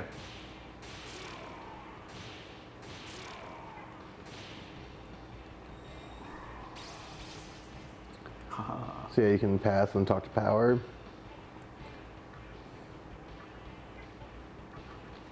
They're just called power. Sure, we just found 3 of those. Sure, we just found 3 of those. Sure, we have a lot of that. Yeah, we have hella cash.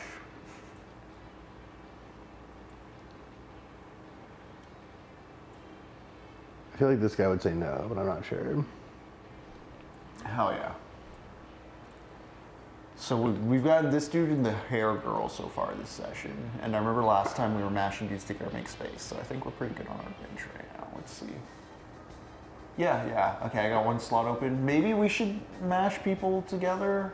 Let's see if we find a safe spot. And, Yeah, if we can find a good Amal link to jump back and forth from, I think that's not a bad idea. Is that just a treasure chest, it looks like?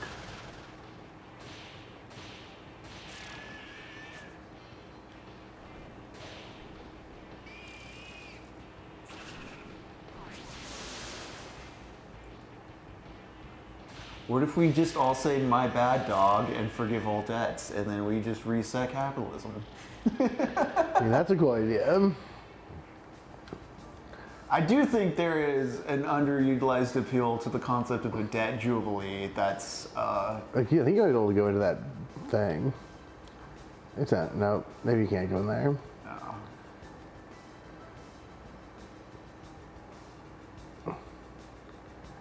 I mean, yeah, Bataille talks about the Jubilee a lot, and so does fucking Alan Sokol in Bataille's Peak. What's that? Bataille's Peak is a book about excess in consumption and peak oil. Okay. It's pretty old, but it's pretty interesting. How old? Or do you know? It's like 2006 or 7, I think.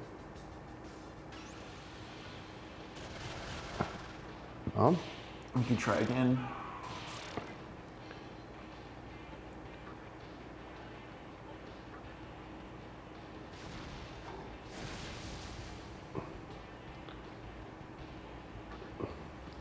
get a second divine type.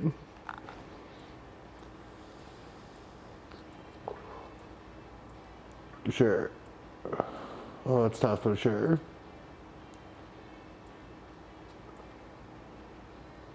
Ooh.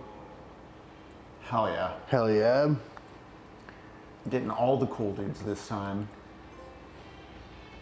Expert negotiator unlocked.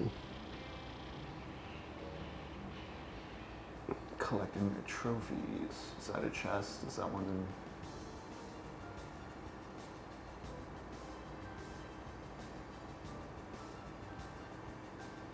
Is that like a reference to an older Shin Megami I don't Tensei or think anything? so. Nice. This looks pretty dead end. Oh, there's that thing over there. Yeah.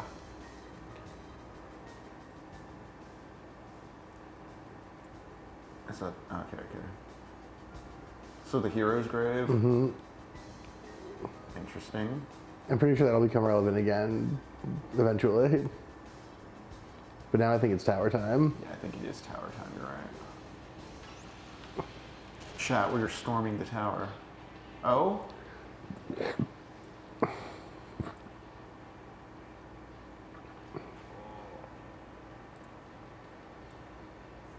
Cool. Do you have like a clear sense of purpose? No, not. I mean, kind of, but not really for any reason. I admire your confidence. Here's some money. Yeah, I like that you're just sort of going with it.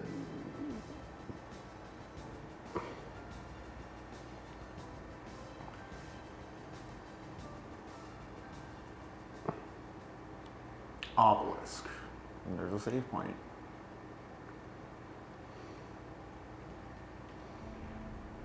Welcome to the obelisk.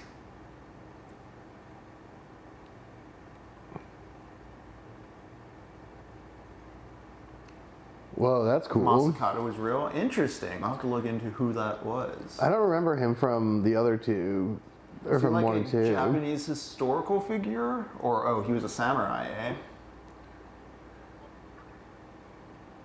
All right, so there's not an easy teleport somewhere else from here. Okay, I'm not going to worry about recruiting them. Or, I mean, Squashing guys. yeah. Unless there's a temple around here. I don't think we'll find one. I mean, we can poke around down here and see what there is. I mean, we should poke around here and see what there is. I don't think we're gonna find stores here. Maiden's at the top floor, collecting Natsuchi. Is this like a real dungeon, or... I think it is. I was about to say, is this one of those places where I go up the elevators to the top floor and it kicks off some cutscene stuff? I don't remember. Oh yeah, it's that guy who's weak to environment stuff. Just like shoot him with ice. Or fire, the middle guy.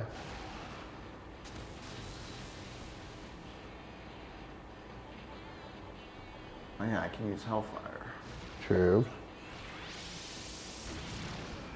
Yeah.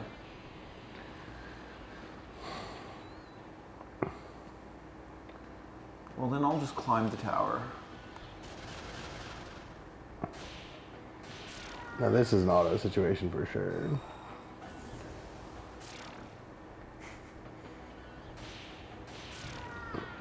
The big guy leaves to...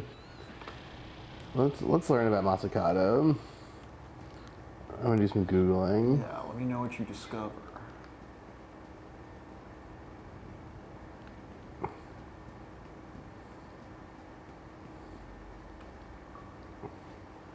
Up we go. Cool cube.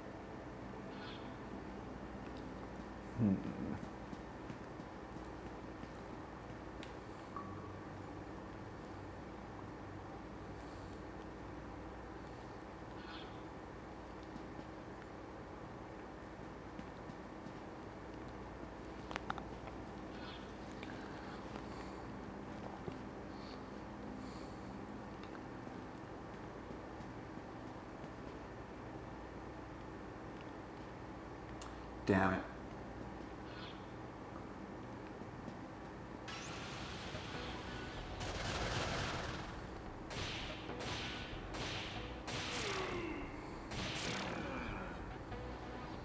Easy.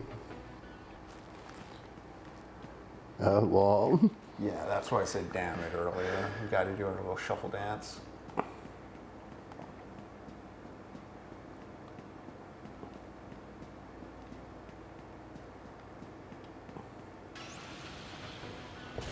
Lux, going back earlier to, let's set these guys on fire. Talking about deconstruction, its relation to science fiction, cyberpunk. I kind of always wondered what's the difference between, because, you know, deconstruction I think I've seen generalized as kind of like a general. There's a general impulse on the internet for like postmodernism to become a shorthand catch-all term for anything sort of self-critical or just coming after the modernists that was that can be seen as like self-deconstructing. What I'm trying to get at here is what's the difference between deconstruction and post-structuralism? Because I know these are separate things, and like it's not all just like postmodernism. You can just do Hellburner to these guys. I mean, yeah, they're just like entirely like. The dough is so good, gang. Did the butter? Yeah, the butter, the more butter, less flour worked out. I just pass with her and save her MP and just use Hellspin or no, that's physical damage, not fire. Yeah, and then say Hellburner. Or Bufala or whatever.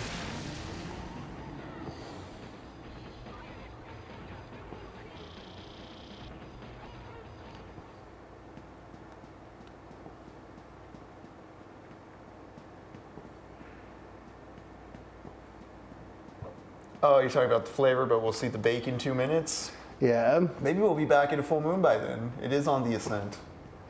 But yeah, so post-structuralism is like a category of theory.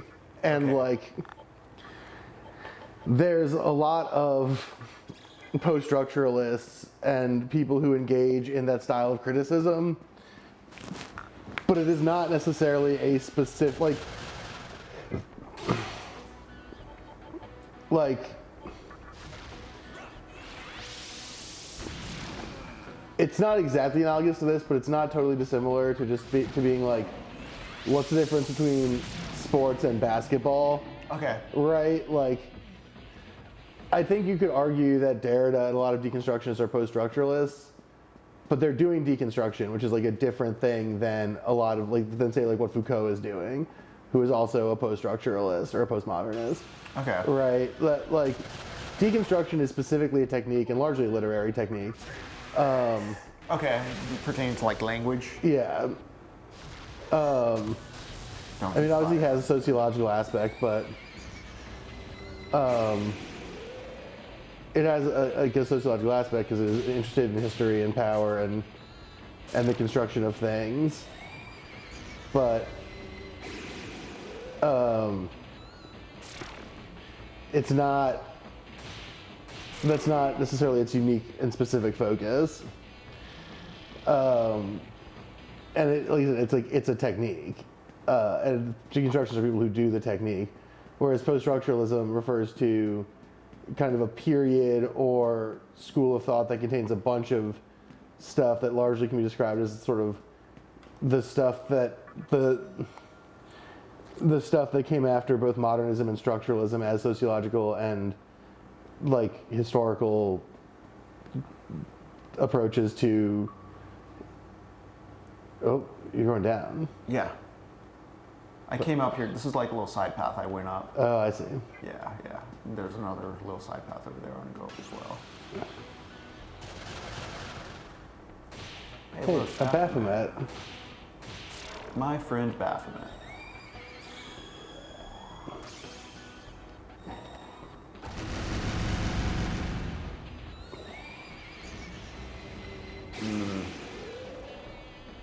I'm so, to Hamilton, I'm on the edge of my seat about these cookies. I'm so excited to hear about how these come out. Are they money? That is the question.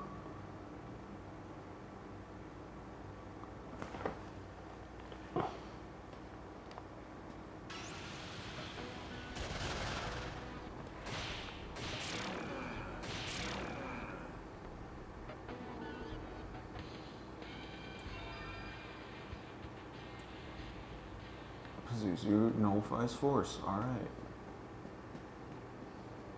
Oh, there's just nothing over here. Got it. That's just showing me the moon chest I already opened. Perfect. Continuing on up the obelisk.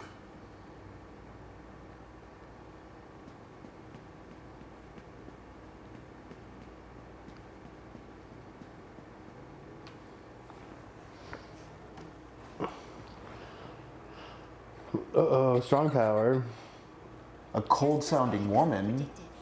Seems a rat has wandered in. Oh, you might recognize these particular women.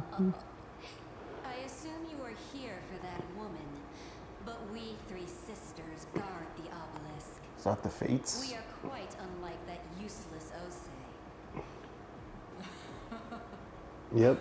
If you want her back, you must defeat us.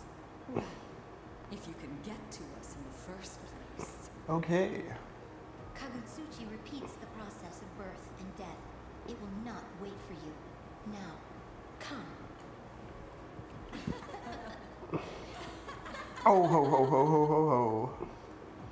Yeah, it's Atropos, Clotho, and the other one. I do remember when we were in a hospital on the first stream. Times have really changed to Hamill's Mammal. Oh my god, these fucking goons. Oh, yeah, just casting Mudo. It's so slow and so ineffective. Well, it's also scary because, like, if it does hit our main guy, and it's like, oh, game over. Yeah. Good for you, Hellbiker. Good for you.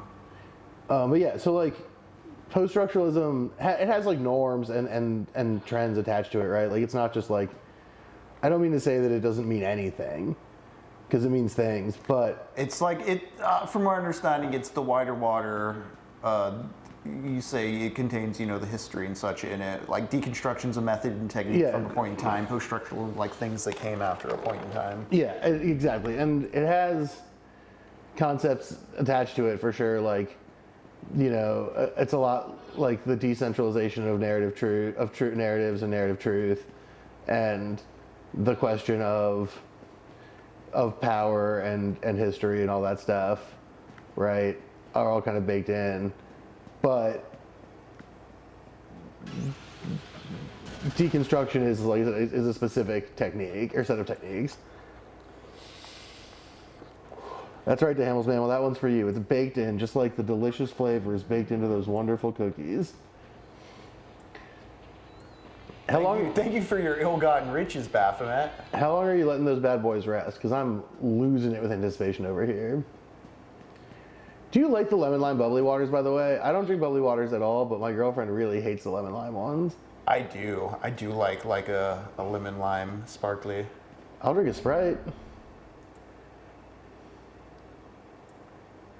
I must control the flow of time. This sounds like a dungeon puzzle. Hey, you're right. I forget what the puzzle is, though. D. Hamill's memo, how do you feel about cucumber water? See, I like cucumber water. With a little bit of lemon. Don Yeah. Draper, eh? Yes, absolutely. Very relevant to Sydney Sweeney's eugenics. Yes, her good genes. Yeah, I mean, there was certainly a sort of. Also, just Don Draper, what a name, bringing me to some thoughts on Mad Men. But go ahead and talk about Sydney Sweeney first. This is, I mean, that's sort of why it's become a discursive flashpoint to the degree that it has, right? Is that it is susceptible is the wrong word, but it is bound up with, I guess, is the phrase I'll use, a bunch of different cultural assumptions and questions of cultural imagery and constructed cultural truth. And, you know, for some people, you gotta heal. For some people, those things are, could not be more sort of on the surface of it, right? Like, it's very obvious the eugenic implications and the specific, you know, racial and economic claims that it's making or implying. And to other folks, it's just not. I guess I wonder too, at what point or how in the sauce with like pop culture brain rot you have to be aware of like the birth rates meme. Because like I'm exposed to Curtis Yarvin. Hellburner. Keep going, I'm sorry. But because like I'm exposed to Curtis Yarvin and a lot of reactionary bullshit just from being on the internet and being curious about that stuff in ways that I can't help but read some sort of eugenics into the my genes thing, whereas I don't like, are there normies who don't? Normies in the sense who don't, or like, Well, I do think that that's tight that your friend went on Piers Morgan to try to explain it, but I can imagine, I can imagine that maybe didn't go over amazing. No, I mean, of course there are, right? Because there are people who, there are many people, you know, I mean, I guess deal with this a lot, maybe more than most. But like, well, you gotta figure out those squares, dude. Oh, okay, so then go around and touch the 1. Yes. And then go touch the 1 square. Go touch it again. And then go hit the 1. the consensus is in. Oh, okay, so that's, I see. Can you touch it again? Oh, I see, I get it. Okay. Now you can go back and no, you went too far. You have to go back and turn it off once you get it to. Yes, or you can turn it on and go 3 then 1. I hit 3 then 1. It just has to add up to 4. 4. Yeah, that's what I was trying to get you to do. But yeah, I mean, right, and there's like a deconstructionist take you can have on. I would maybe use Hell Exhaust to get the armor off of them, but it's too late now. But maybe on your next turn. Please miss. There you go. Still not money. Adjusting sugar. That makes sense. See, I use Hell Exhaust here. Get rid of all the. Yeah, get rid of all of the armor they put on themselves. And then go nutso mode. I forget if they like fire or not, so, well, I guess we'll find out. They don't care, which means they died. But yeah, I mean, the Sydney Sweeney thing is interesting. I mean, it's interesting in quotes. It's not that interesting, but like, there is like a real deconstructive aspect to it, right? Both at the cinematographical level of like what the image is, but then also how meaningful is a commercial? The language, and the language of genes, like what, you know, because like, I think for better or worse, there's definitely been a not insignificant discursive shift in what the question of genes implies. And by for better or worse, I mean worse. But like what the question of genes implies, right? Like for a long time, people would just sort of be like, you know, the idea of good genes or whatever was sort of a socially accepted shorthand for what was ultimately kind of a eugenic and ableist position, but not necessarily one that was like politically instantiated. It makes me think of like, I know older relatives who said like, oh, handsome family, like complimentary, just like you have a pretty family, you look good. Yeah, but I feel like the jeans joke even was like legible as like a kid's joke or whatever not so long ago, and was legible as just a pun playing on sort of this you know, somewhat educated populace's semi-understanding of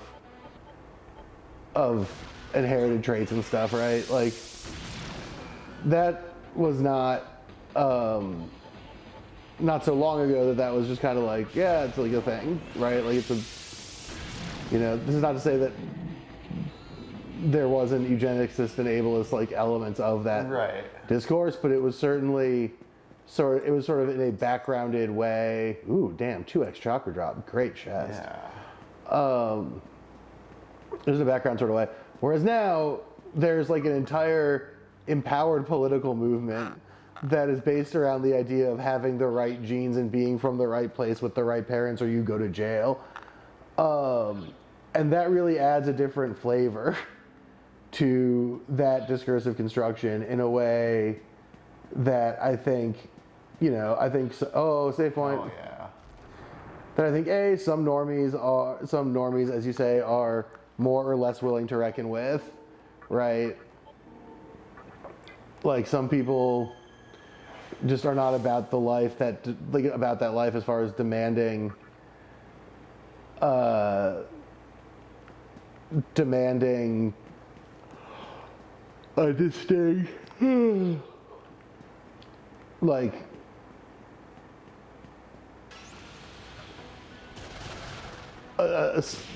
demanding an accountability to those sorts of linguistic constructions, whereas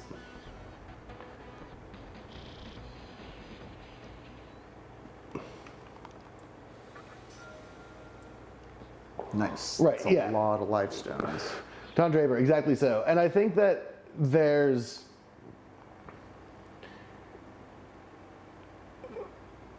this was always like an implicit, this is a long-term historical thing. I just wanted, so something that's interesting to me that I think it's getting on is like, you know, the subtext of these ads always with these sexy models is you want to fuck these people, like you want to have sex with them. And in the past, these sexual puns would not have been linked maybe so explicitly to a genetics question or a genetics pun in the way this one is, where it's like, we want to breed, right? We want to make white children, don't we?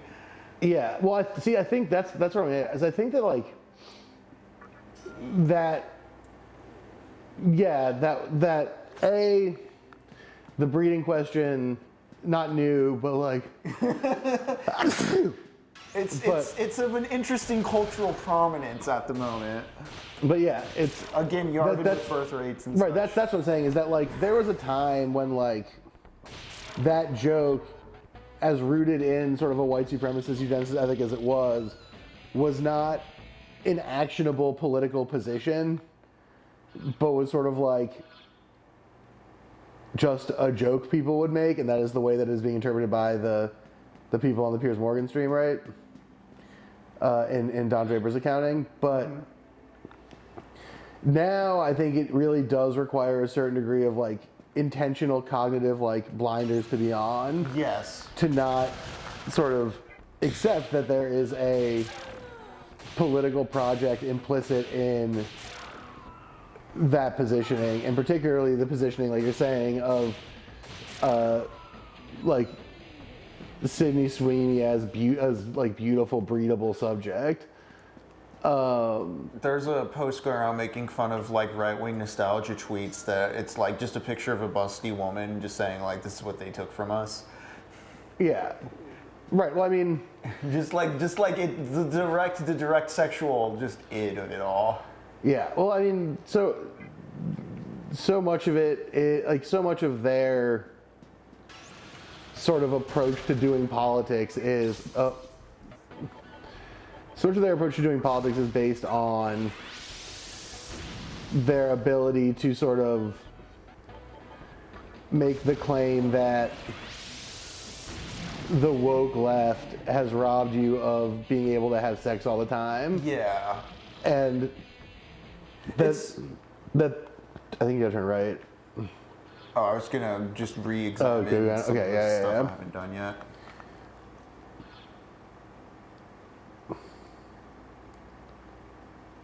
When we say this, we lose the culture war, man. Yeah, I mean,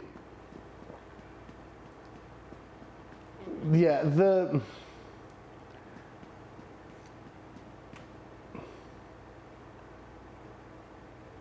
no, I mean, oh man, they're doing that right now. Like, Yeah. that is, Even though the same people who, like, you know, a couple years back were the ones saying Sydney Sweeney was mid. yeah.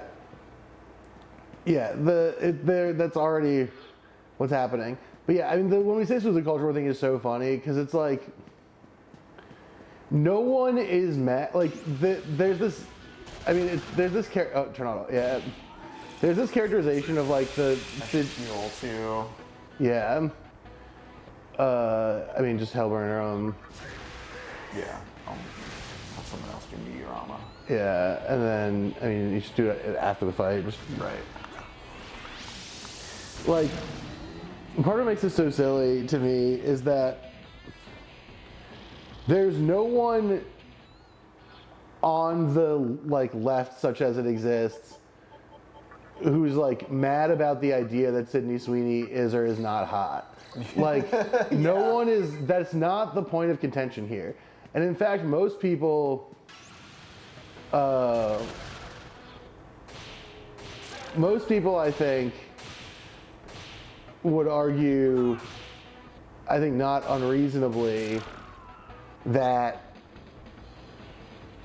like she's not even super duper implicated in all of this. Like, she's just doing a job. And this is all sort of much more American Eagle. Yeah.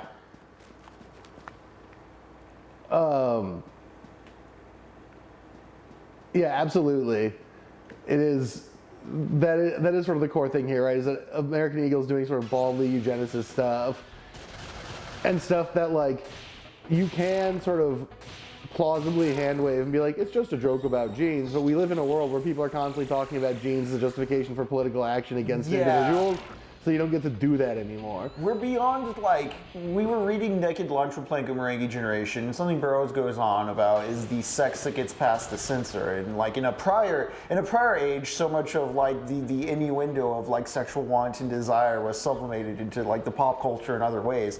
And so it's interesting to me now how it's like the shame is gone, the hiding of the sex from the censors is no more. We're kind of inverting the compass and going full tilt into like, no, we're just talking about being horny, even though it's like, well, yeah, but you're horny for white supremacy. Right, and John Draper, that second part is a really good point. That's kind of what I was going to say when you mentioned the losing the culture war thing, is like, Yeah.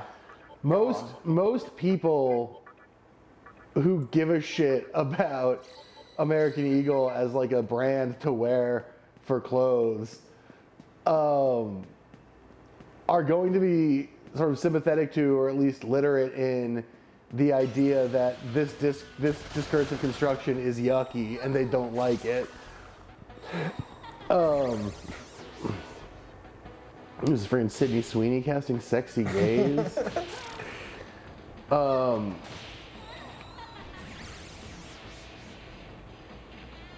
Thanks, Thanks, Great Memer. Appreciate that. But yeah, I think that people like you said, Don Draper. I think that is. Oh, is Basicha? Let's see what it does. Invite a demon to join. Do I want to swap out Nag for Beseech? What if I'll put you on this? What if we just get rid of Toxic Sting? We never fucking use We it. don't use it. And then you I'm have for it. both a 'Cause then she can talk skill beseech. and an intervene skill. Yeah. Hey, Master Mask, thank you for being. You're here too. That's great. Yeah. We love to see our friends dribbling in. Also, Master Mask and everyone. We announced this at the beginning of the stream, which was sort of silly because no one was here yet. But two things. One is we're gonna start going a little bit later, not a ton, but it just turns out that it's actually easier for Forrest to pick me up from Henry's than for me to meet him at the comic store. So we're gonna go a little. We learned that last week during the puzzle debacle when I stayed late. So we're just gonna end up going towards closer to 6:30 rather than just till 6. The puzzle debacle. And the other piece of news is I think starting probably next week, we're gonna take an SMT break Yes. and play the Dante's Inferno hack and slash action RPG. And I'll reread a bunch of Inferno, and I will also bring in my very cool Gustav, what's his name? Gustav Doré? Gustav Doré. Yes. Illustrated copy, and we'll try and figure out how to throw some of those images up on the stream so y'all can see. Definitely look into Dora's work beyond the Inferno as well. He's an excellent artist. He has some of my favorite renderings of both the Rime of the Ancient Mariner and Frankenstein. Yeah, Gustav Doré shit is sick. I will say I do think the Inferno is the sickest of all of his shit. Oh yeah, iconic. It's all-time good stuff. But anyways, back to what we were talking about, which is the Sydney Sweeney of it all. But yeah, I think that most people who give a shit about American Eagle or would even consider the idea of putting an American Eagle shirt on,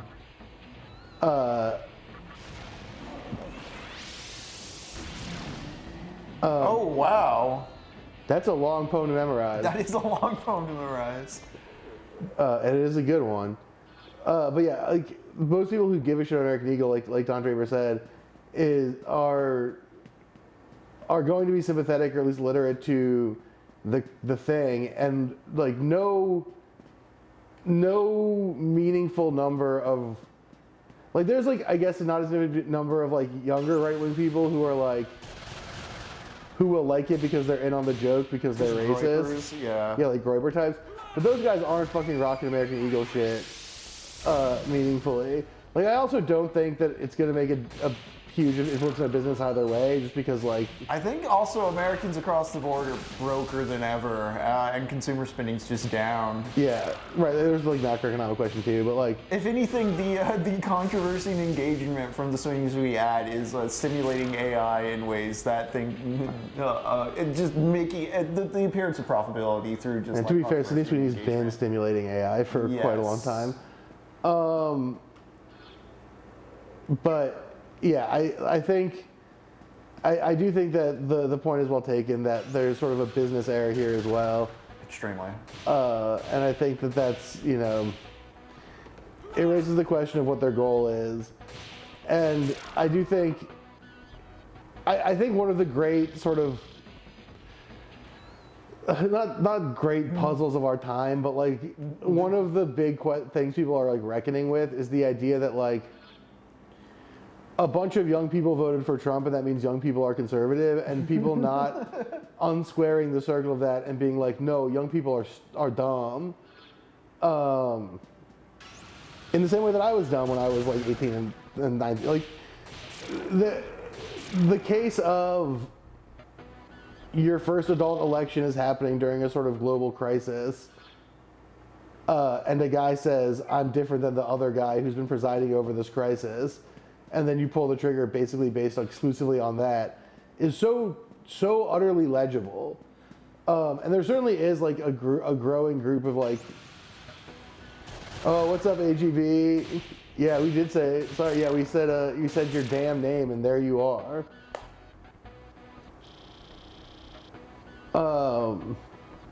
Yeah, I mean, there's always going to be a certain degree of crisis and or of people who are wedded to political parties, even as young people, because like that's a language of politics to which they have access, right? Like I honestly understand someone younger than me being Republican more so than my own age because of my own high school experience and middle school experience being during the Bush era when there were such heavy and legible like reasons to hate the Republican Party. I can see someone who didn't grow up with that in the background of their childhood being more susceptible to right-wing programming. I think that's a fair point. And then like, I mean, like especially like if Obama was their high school experience because they think things are fundamentally like normal or whatever, or if there's anything messed up, they can blame it on Obama and yeah, well, I mean, have the stupidity of W there showing it's obvious, you know. Yeah, they forgot about Iraq, but a lot of kids like just weren't even alive for that shit anymore. Right, exactly. Because we're old now. Yeah. Yeah. I think a lot of millennial liberal and leftist types maybe take for granted the idea that the youth will just know that the Republicans are stupid because like Iraq was such a huge integral part of our political formation. Right, and then the thing that's happening now that is, you know, pertinent and oh geez Louise. I'm gonna heal up after this, yes. Pertinent and I think, you know, varying degrees of distressing. Oh, please don't kill me. No, that one, they sort of handed you the fight with that one. What do you want, Barrett? Sure. Give us your money and then go away. Rock the vote. Yeah, gotta rock the vote, Mass. But yeah, like, I think, what's a good way to put this? Like, the thing that is pertinent and scary is I think that we're already seeing, like,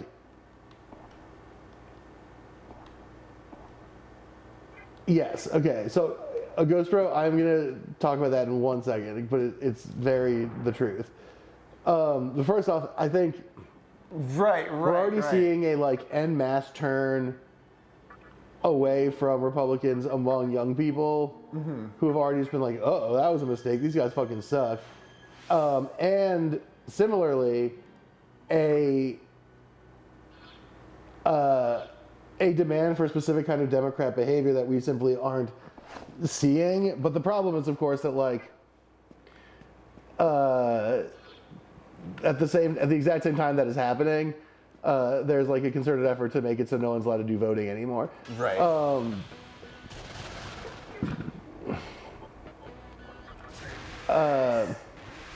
Yeah, I mean, I think there's some truth to that, Don Draper, but I think that a lot of it is, I mean, there is some truth to that, but I do think a lot of it is like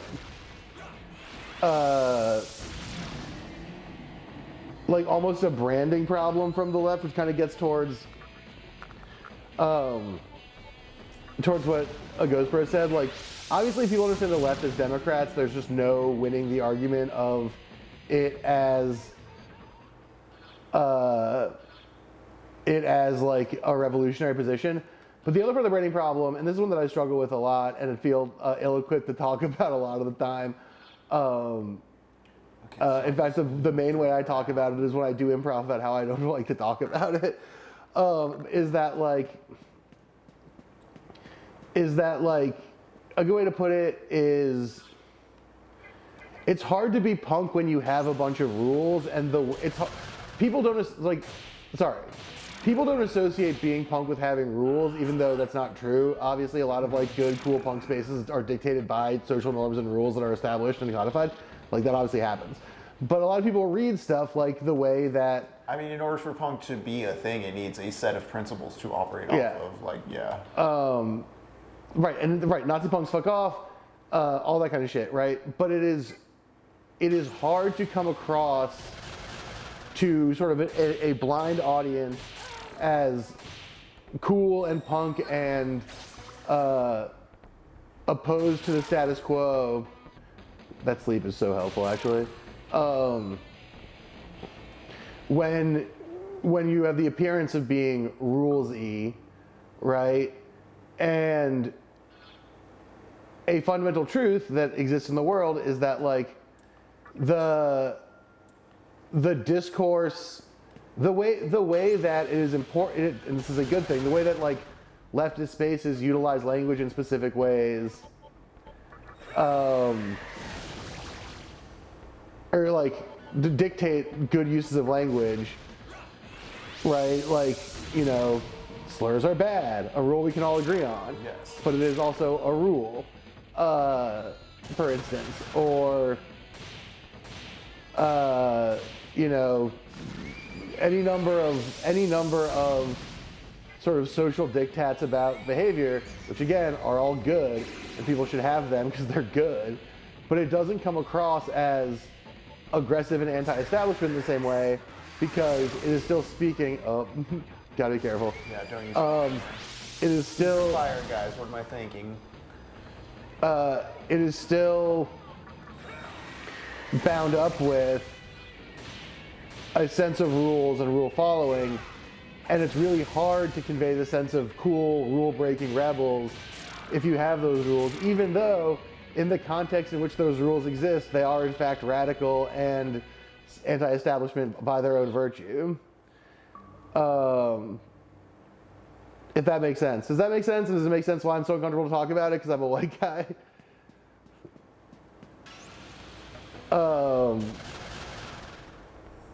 Oh boy, the wonderful Zizek Peterson debate where where Peterson showed up having not read any of the material and not understand, didn't know what they were talking about. What a wonderful and entertaining bit of discourse that was. I've edited at least 2 great videos with Mr. Burns about that one. Yeah, At goddamn. least, if Yeah, not more. yeah, God, what a fucking shitstorm. But yeah, like you understand what I mean. I think that that is part of the left's branding problem, such as it is. I think there's a lot of liberals who just want to own the title, and they fight with a lot of actual leftists over Oh, it. thank you, Don Draper. Yeah, Henry has edited a lot of the Burns channel and Wisecrack content over the many years. Is also the shooter on a bunch of my stuff.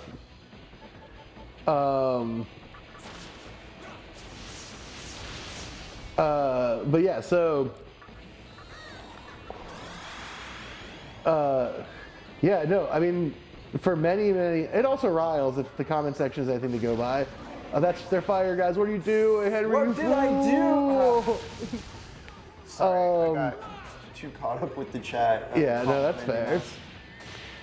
Yeah, no, Mask for Mask. Like, for several years, I was the director at Wisecrack, and Henry was one of our primary editors. And now I'm a consulting director at Burns' new channel, and Henry is one of the primary editors.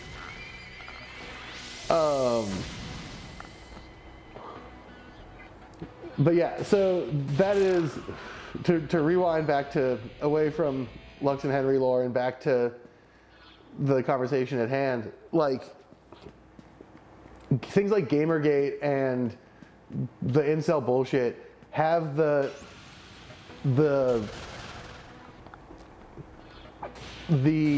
what's a good word for it? The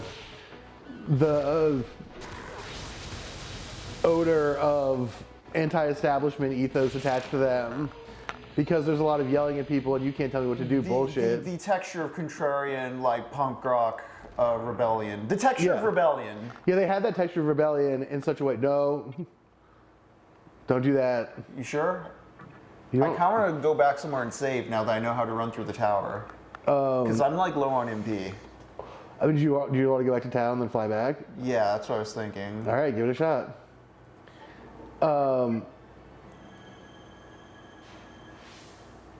That's funny. Yeah, it's funny when you learn that kind of stuff.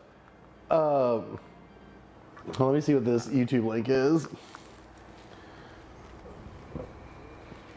Yeah, this is a thing that Camus talks about in The Rebel, which we went through for a bit while playing Umurangi Generation and Jet Set Radio Future, if you check out the backlog.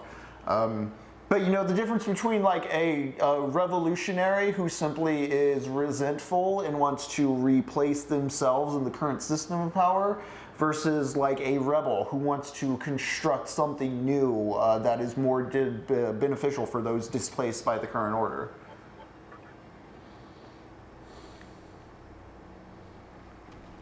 Stream, why won't you work on my phone? I just want to look at the chat.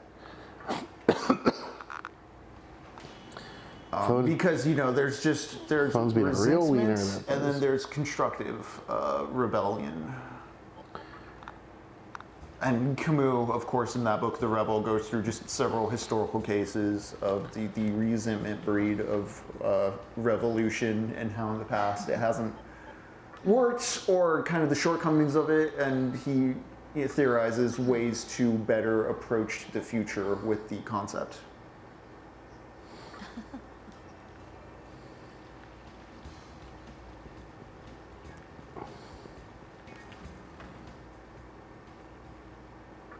I'm gonna be able to. I'm gonna open up this playlist. I swear to God.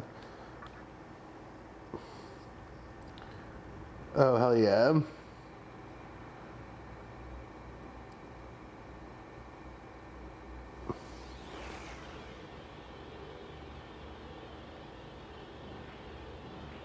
You know what? I'm gonna mash dudes while we're at it. Might as well, since we're back here. Yeah, I mean for sure. If we're gonna do it, we should do it. But yeah, I mean I think that's like the. Whoop. All good. Yeah, I just moved the couch a little bit when That's I. all good. Hell yeah, mask. That's a cool look.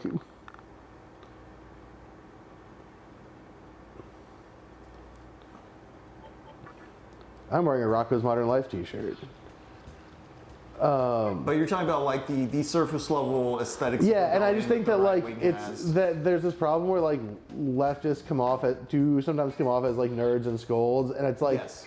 a difficult thing to reckon with. And like I said, I really don't feel qualified to talk about that the most because I'm like.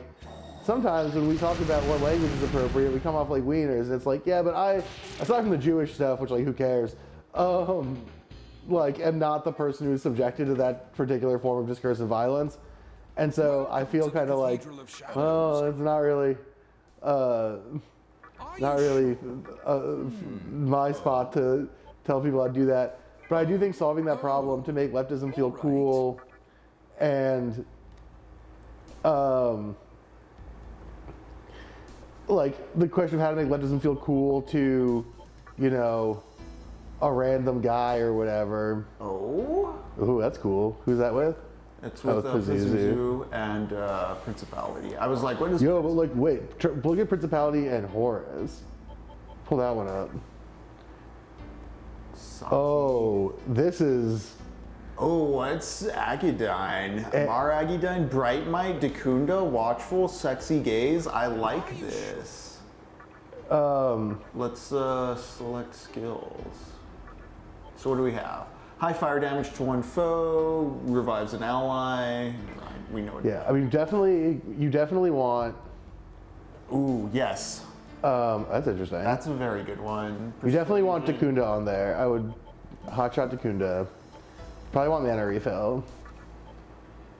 And then, I don't know the other one. Yeah, I mean... I'm gonna go with Secunda because I was enjoying using it when I had it more heavily in my party. Are you sure? Are you sure? No, wait, no, you want to change skills again. Because you want Dekunda, Secunda, and mana refill. Are you sure? Yes. Yeah, I mean, there's definitely some of that, Don Draper, and there's definitely an ease to the right-wing position of just being like, I'm a little freaking wiener, and everyone's so mean to me because I should be able to jack off whenever I want or whatever. I'm just a little wiener, and I just want the state to be arranged in such a way that women's lives are so awful that they have to marry me. What is that one? Pretty cat. That's a cool cap. We just got Sati, so maybe not. Which one's Sati? Sati's The one we just made? Yeah. I'm not really using power for anything. No, we just got him. Nah. Yeah, I mean, that's like why I think it's important kind of to try and Ooh. yeah, I mean, that's sort of why we like to do this show and why we do a lot of... I'm doing it. Which one is it? What's the result? Okay, interesting. Sure, why not? Can't hurt. Negates floor damage. That's always good. Force damage, low fire damage. Fire and force. Okay, so...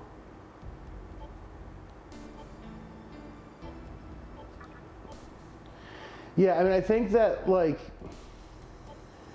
there's a real demand... I don't like that. I think maybe just get rid of the poison, take the poison cure. Are you sure? Pretty Boyd. But yeah, it's very easy to take the position that is very like, you know, why don't you have the good thing you want? Well, it's because all right, to Hamill's Mammal, let's go. The next batch is going to be the winner. The next batch is going to have the magic. Right.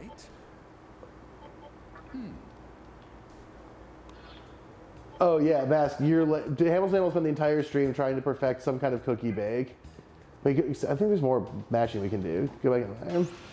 I want to see if we can mash that bird into something, because that bird's not a very high level. I think we could really start maxing some stuff out, because we have a lot of, we're 48 and we have a lot of things in the 30s right now, so I feel like we got a lot of wiggle room to, Welcome to the Cathedral of Shadows. like, what could The bird was Jacques? Zuke.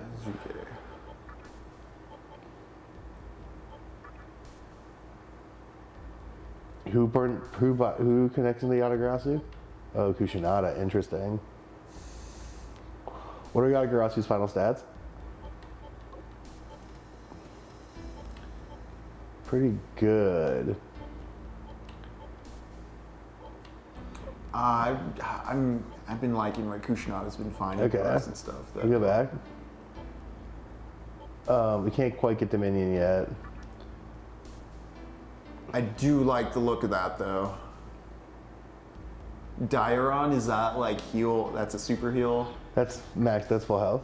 Yeah, okay, I like that. Okay, we'll come back for that later. What about Nue? Oh, Kaiwan. We do love the absolute freak. Okay, we can always buy a Hellbiker back. if we Yeah, I have was gonna to. say I can just buy the Hellbiker. If you want, no, you gotta mix the skills. What can you We take? got Mudon, high chance of insta-kill dark, physical damage to one foe. Okay. inflict panic on all foes. I want prayer. Okay. What else we got? I mean, I'd just throw Buffalo and Aguilau on him too, just give him some magic attacks. Oh, and attack all. I'm gonna bring back Hellbiker with the attack. Yeah, but attack all I is kind just- of want the mana refill. Okay, yeah, if you're just gonna use them for spells. Yeah. But yeah, we're buying Hellbiker. Wow, DeHamel's now making DEI cookies. Very, very woke.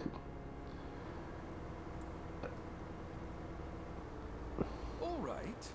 Oh, you gotta be careful with the butter. You can't have that popping. Make sure to buy back Hellbiker. We can't leave without our best friend.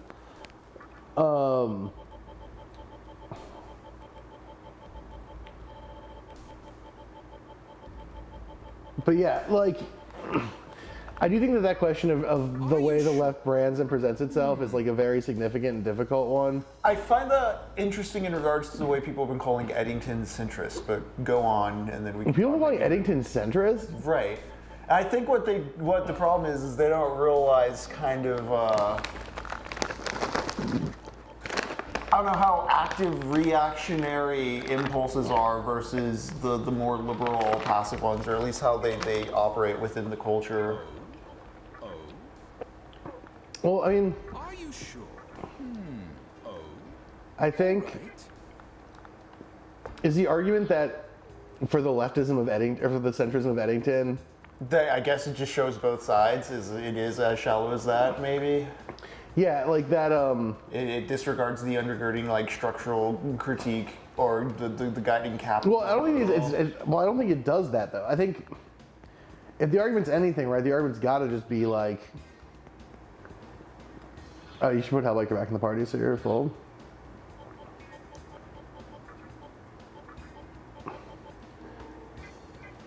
The argument's got to just be that like it's critical of the liberal mayor and the right-wing sheriff. Yeah. But that's so fucking illustrative actually, because it's the assumption is that if you're critical of the liberal mayor and the right-wing sheriff, you're taking a centrist position, when in reality that movie, and I think many similar things, are critiquing from the left of both of those things, right? the idea is that it's a movie that's from the left, so it is critical of both the liberal mayor of Eddington. I don't want to get too into it because I don't know how many people have seen the movie and everyone should go see the movie. I don't want to spoil it. Yeah, I think if anything, it's articulating the application of liberal ideas is maybe impotent, whereas the right-wing impulses to kill and murder and do the stupidest shit are permitted. Yeah. Well, something to that. But I just think that, like, it is clearly taking both of them, approaching both from the left and criticizing both things from a leftist perspective. Right. And I think that it's just this idea that I think if you're reading it as a centrist movie too, you would have to center the liberal mayor versus Republican sheriff as like the driving and central plot and structure and like backbone of the movie, and it isn't. That conflict has a. Again, I don't want to spoil the movie, but the way that conflict resolves is not the climatic, like, resolving point of the movie or, like, its concluding statement. It's to be fair, the conclusion of the movie makes, like, basically no sense, but... I disagree, but go ahead. I just think it's not the conclusion of the movie as a whole. The third act is not of a piece with... Okay, this is closer than I was expecting. Of a piece with Acts 1 and 2 in that movie. You have to go around the long way. This is why I want to rewatch it too. More so than like Beau's Afraid. I think I'm wondering about the structure, intentionality of it. But yeah. It just feels like it's lost in its own sauce a little bit towards the end. And some of the stuff I've read about like the original script is like, yeah, for sure this movie got lost in its own sauce.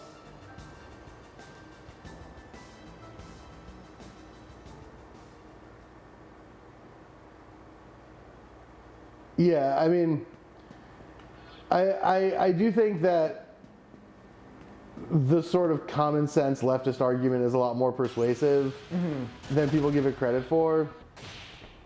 I just think the problem... Yeah, exactly. Exactly, Don Draper. It's really hard for people to situate that position. And then part of the problem is that the language, so much of the language of what the common sense leftist position should and often does look like is bound up with sort of a pre-mediated linguistic position, right? Like, we know what the guys who talk like this are like in such a way that it kind of requires a new, yeah, absolutely, well, that's absolutely true. Yes. But it kind of requires a new linguistic approach in that sense where, I think you have to go up these stairs, right? I think I have to go down actually because wait, yeah, that's a dead end there. So I think I'm going the right way. Well, like, I think it requires a kind of new linguistic approach because I think a lot of people already have a pre-constructed iteration of both. Just do burner. Yeah, it's cheaper. A pre-constructed idea of both the politics of the quote-unquote left and the people who perpetuate that politics, right? Like those are all pre-mediated concepts. And so what you end up running into is a difficulty of persuasion because the idea that one would draw forth, the relevant commitments. Do we want a nullifier? Not really. Okay. The idea that one would draw forth the relevant commitments is sort of is how do I put it? Is always already implicated by a political project that a bunch of people have like a certain degree of animus towards. And so then the persuasion question becomes very difficult. And so I wonder about how much it is a question of persuasion in the sense that like I feel a lot of like leftist ideas are like popular among populations and it's more about the positions of structural power, elected officials, the actual people occupying seats that can do things to enact policy are just paid for in a bit of, like in my own kind of cynical sense, there's an undergirding capitalism that It's not so much about the popularity ideas. It's about like who in positions of power. The question is what you persuade people of, right? Like the idea isn't we have to persuade people that these ideas are good, because I think like you said, the vast majority of people already think that. It's the persuasion is persuading people to do things to instantiate these ideas, and that can be, adjusting your voting patterns to actually vote for, the DSA candidate in your local primary, or that can be,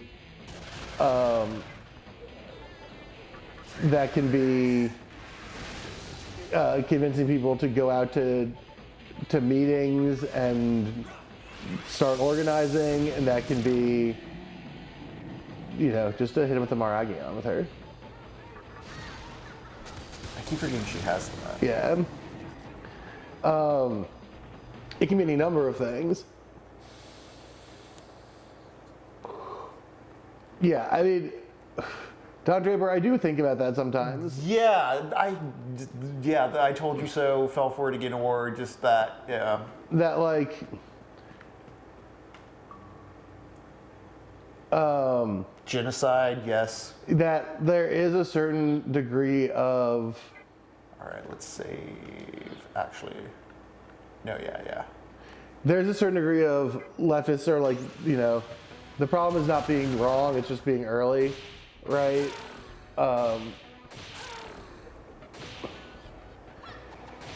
Yeah, I mean, people are trying to rub it in, but that's the problem, right? Is like, there's this difficulty where, what's up, I am Aries? Or Lamaries, I can't tell what that letter is. I think it's an I. We're doing good.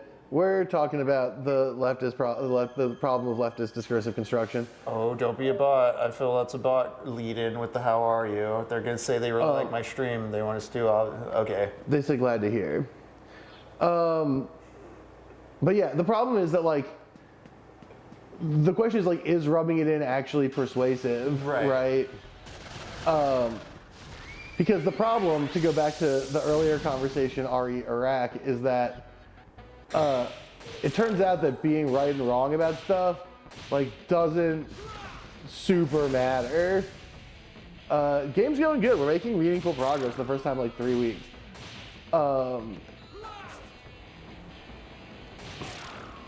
So, okay, Mask, you have reminded me of one of me and Forrest's a me and Forrest construction that I like a lot, which is like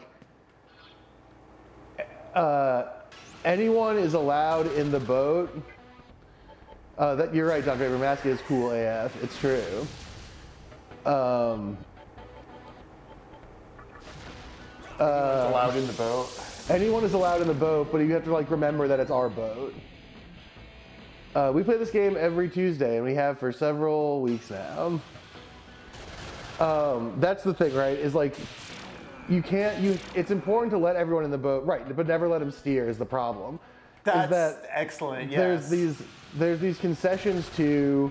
Jesus, I'm having an encounter like every step here. Yeah, it's crazy. There are these concessions to, like, oh, we gotta get the centrist moderate to vote for Kamala Harris, and that means that we have to do the centrist moderate thing, or like now that they say that they are so sorry that they voted for Trump, that we have to like cede the authority to those guys.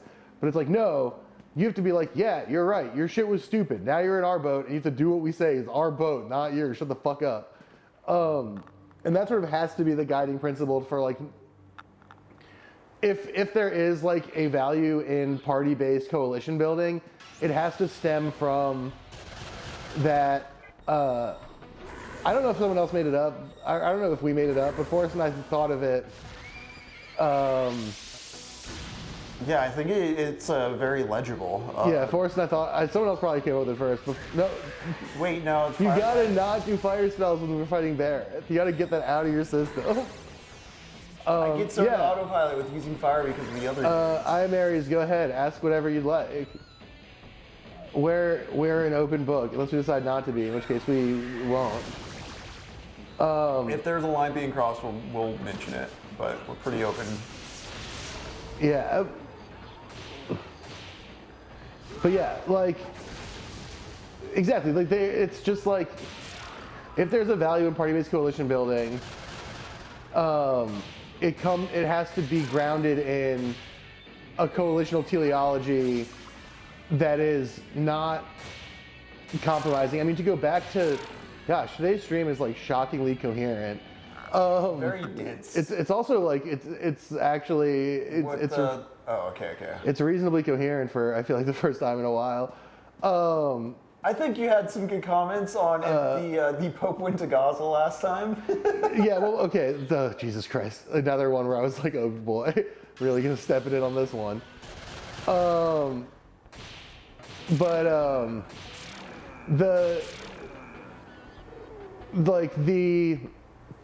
This is what the chat is for, though. Yeah, I mean, this is the point of the stream, is to do this. But I'm just right. But yeah, like, to go to which, like, we're talking about Derrida's unconditional hospitality towards the other, and this is a good example, right? Is like, if you start this process of coalition building with this willingness to make concessions and draw conditional lines about who is and is not worthy of sort of the political value of the coalition, right? I.e., well, we have to be careful what we do for trans people because other people don't like that. Then you start, that line becomes movable and becomes flexible, and this question of who gets the constructed citizenship becomes negotiable in order to accumulate, people into the body of the coalition. But, like we were saying, when you make it this, like, mutable, transmittable framework of ethics, and ethics become strictly conditional, we're always happy to look at art if you want to send stuff. We have a lot of stuff, and also Tenry's choice, I guess. But I'll always look at things. I mean, I'll look, but that's not a guarantee of, like, yeah. Well, Mask, that's awesome. Shouts out to your mom. That rocks. And yeah.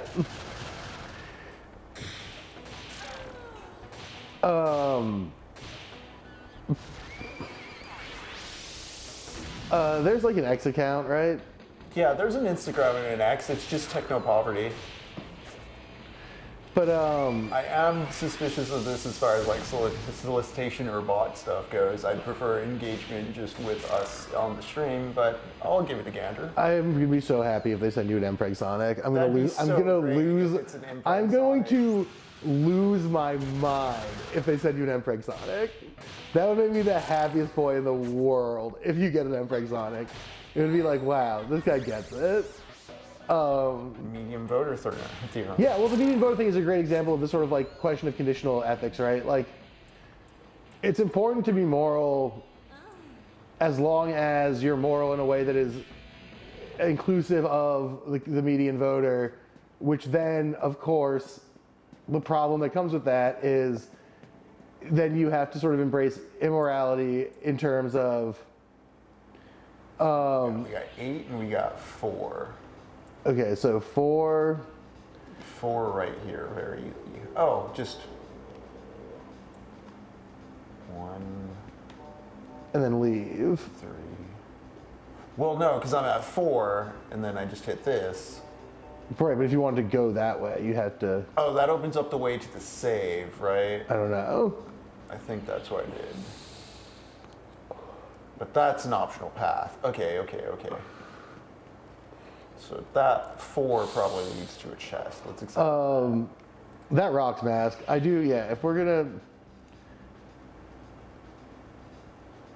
I mean, Goblin Drag seems cool. Mpreg Sonic is way cooler. That's why I'm always telling Forrest we should rename the stream Pixel Mpreg Sonic. But he says it doesn't sound as good as Pixel Goblins, so we don't do it. And then just hop off.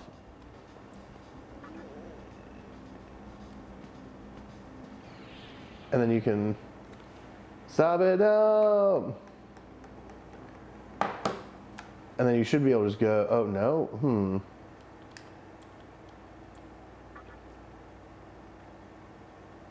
I think I just don't touch those 2 over there. Okay. But then you're gonna touch that 2 when you go. Okay, well, we'll look into it, but we are currently streaming, so now's not a great time to figure this out. Date night ideas? That is a good date night idea. Can you go, will that wrap back around and get you? Okay, wait, hold on. There we go. Yeah. I'll be honest, I don't 100% know what I was doing there. No, that was what I was going to suggest. Because you can, once it goes up, you can count it back. You're pushing it through the cycle, right? So once it's at full, if you go to a 2, it goes down to 6. Oh, okay. I didn't realize it was the moon that it was tracking. It's the moon, there. yeah. That makes sense, given the glowy orb was. Remember, because that was the Clotho was like. Clotho was like.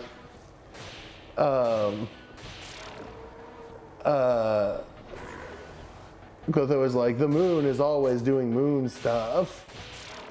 Right. When we talked to them, that's not what she said. It much more Shin Megami Tensei style than the moon is always doing moon stuff. But all right, so now's a good time to get back into our theory conversation because Henry has to run in a circle for a while until the moon becomes full again.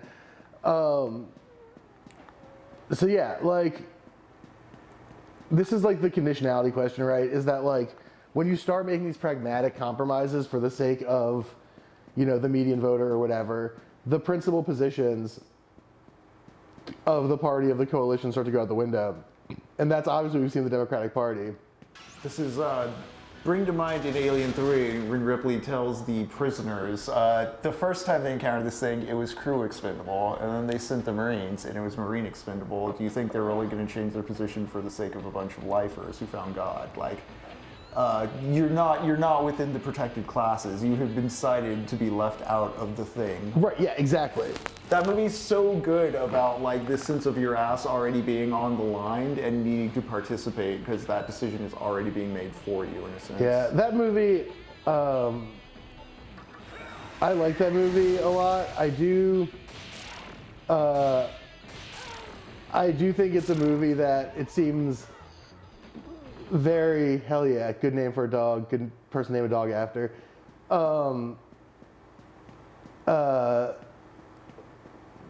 I do think that movie, when I watch it, I'm always just like this. So much of this movie got cut up and overproduced. Like this is not. Oh, that's a fun question. That's gonna take a little bit of noodling. The most like about actually getting some political tension, huh? I was gonna say at least with the leftist versus liberal, maybe First Reformed, but yeah, First Reformed's a good one. No, Iron Marys, we're playing the game. Yeah, we're right doing now. the stream right now, so we can't really go do Insta stuff. Especially because I don't have the Instagram on my phone, and I don't want to. So I won't. But we'll check it out after the stream is over. But we're currently doing the show.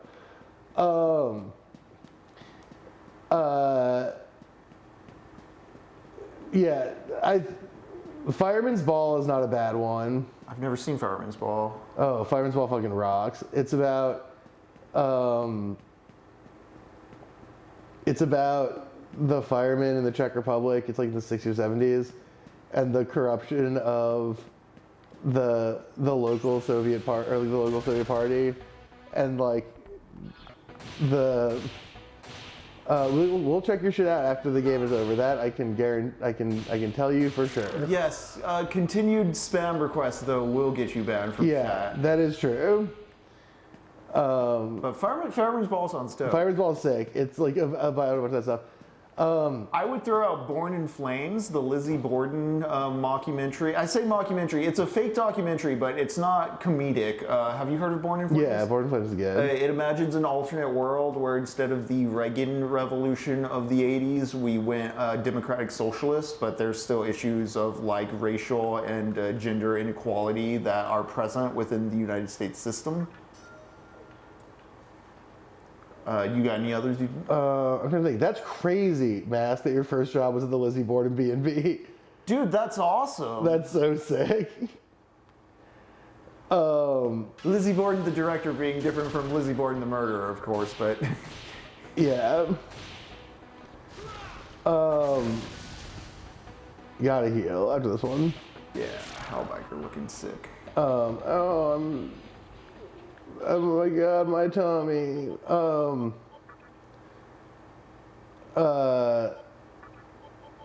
I mean, night moves, that kind of shit is pretty good on this. There's another movie I was talking about recently that was like, I mean, Attack the Block is one I always talk about, Attack the Block's very good. but it's not really addressing this particular question. I was about to say it's pro social, but not really like in a. Yeah, it's not really a part. It isn't really a question of parties. All right, I'm gonna go save. You can save and go up the thing. Yep.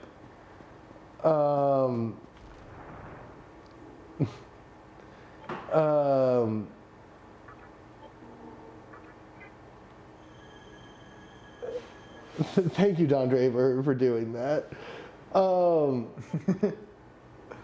But yeah, so that's not a good example. I'm trying to think of one that like really articulates like, I mean, I could be on my bullshit and talk about, you know, Return of the King is kind of this, right? Like, Interesting. like that's sort of like the Denethor versus Aragorn versus Faramir stuff. You know, Gondor stood for 1,000 years, will stand for 1,000 more.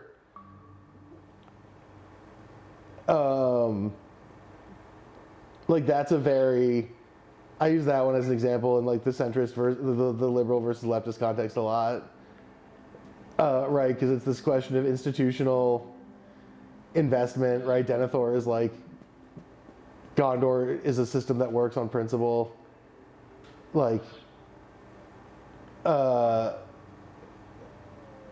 and then,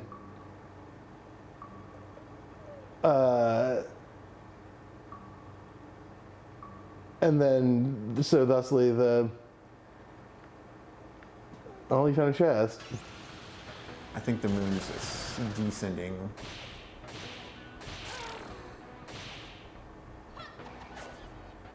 Let me check to see where Forest is at. Yes, it is 5:58 currently. Yeah, I mean, probably not for another half hour or something.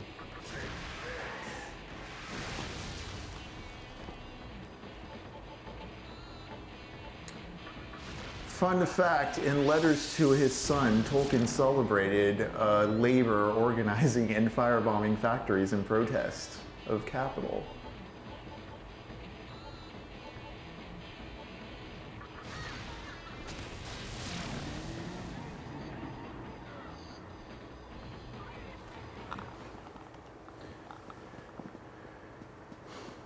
I'm gonna ride around for a bit.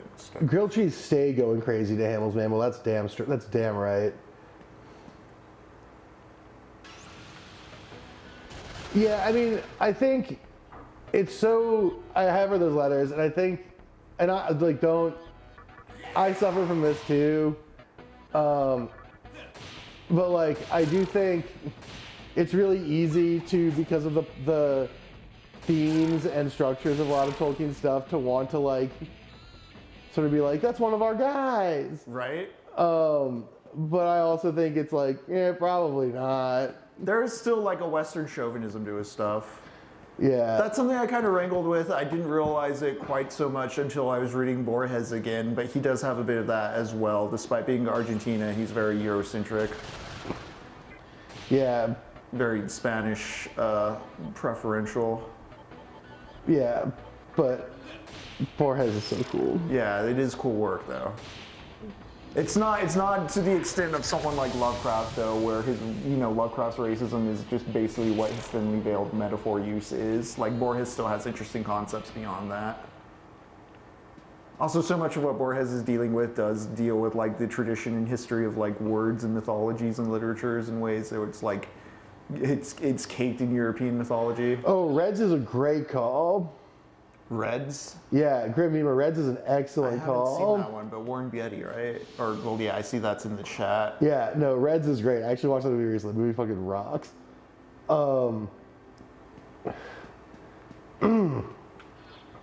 trying to think of a good. The ghost at this dead end day. I'm trying to think of a good, another good movie that fits this tension. Because really the thing, right? It's such it's a huge compass or a huge scope you're asking to cover, Jordan. But it's, you know. Because I can think of a movie like Lone Star, the John Sayles Western from the 90s, and to me that, while it doesn't really cover, I'd say the leftist perspectives or like leftist ideas in American culture, it does acknowledge a sort of like self-deceit that goes on in the neoliberal order as far as like not being able to manage or contain its inconsistencies. Well, that's sort of what I was about to say is that like I think the best movies about this are probably not going to be movies that directly feature the like questions of leftism and stuff. But it's going to be movies that situate this question of like, there's a big problem, right? Mm-hmm. There's a big problem, and then there is a set of people who say, the system as it exists will solve the problem. Mm. And then there's a set of people who say, the problem is actually good. And then there's going to be a set of people who say, the system is insufficient to solve the problem, and we have to do something radical and change it. And then there's going to be a set of people who are like, we want to make the problem even worse, right? And like that's the thing that will showcase this more so than any movie about the specific political positions. Mm-hmm. And so I'm trying to think what is a movie that leans on that construction in the most effective way and showcases it. I mean, RoboCop is a good. I mean, obviously, RoboCop. Don't Look Up tries to get there. RoboCop and Starship Troopers, obviously. God, they just. I'm so. Okay, obviously, we love when Alec Opperman is in town. We love to see our friend Alec Opperman. We love his work at More Perfect Union. Alec is the best. I was so mad, so mad that he came into town the night when the Paramount was doing the RoboCop Starship Troopers double feature. So I was going to see if you wanted to go to that, but then I couldn't hang out that night because Alec was in town, so I had to go see Alec. Shouts out to Alec. He's got a video coming out soon on More Perfect Union about that doctor in Austin who hell yeah was pulled out of surgery because United Healthcare wanted to stop doing surgery for insurance reasons, and then she made a TikTok about it, and then now they're trying to sue her. Oh shit! I can't go back. Damn it. Okay. And yeah, his video on that is coming out soon. Yeah, Alec is one of the producers. You've probably seen, if you like More Perfect Union, you've definitely seen videos he's worked on. You've probably seen ones that he's in because he occasionally hosts them. He would show up on Wisecrack Live from time to time. Yeah, he's the best. He's the guy who originally hired me to direct at Wisecrack and also is a friend from college times. Like he was a debate person I knew. A debate person I knew when I was in college. Alec's the best. Alec is very smart and very cool. We went to go see the Bats downtown. They were barely out at all. Everyone was very disappointed. It was very funny. That's always been my experience trying to see the Bats downtown, in all honesty. Even when I was like a very little kid and the first time I came to Austin to visit like my aunt, we went to see the Bats and they didn't show up. I went to go see the Bats once on a date like 10 years ago. Oh, I think I did this just right. Bats with a B. Bats. There's a bridge in Austin that a bunch of bats roost under, and it's. Is this the same one you already did? Well, I'm coming back around because Moonchest. You missed it? Damn it. I thought I was on the ascent. Oh, well. Okay. I went on a date to see the Bats when I was like in my early 20s, and that young lady and I saw like an extraordinarily cool bat evening. Nice. Where there were a ton of them. But aside from that, I've never really had a good Bats. I've never like been wowed by the Bats. They are cool though. It's cool to see a lot of bats. But I just didn't see that. We saw a few. It was not my worst batting time, but it was just not, it was not transcendent, and everyone else on the bridge was like, I thought these were supposed to be freaking cool bats.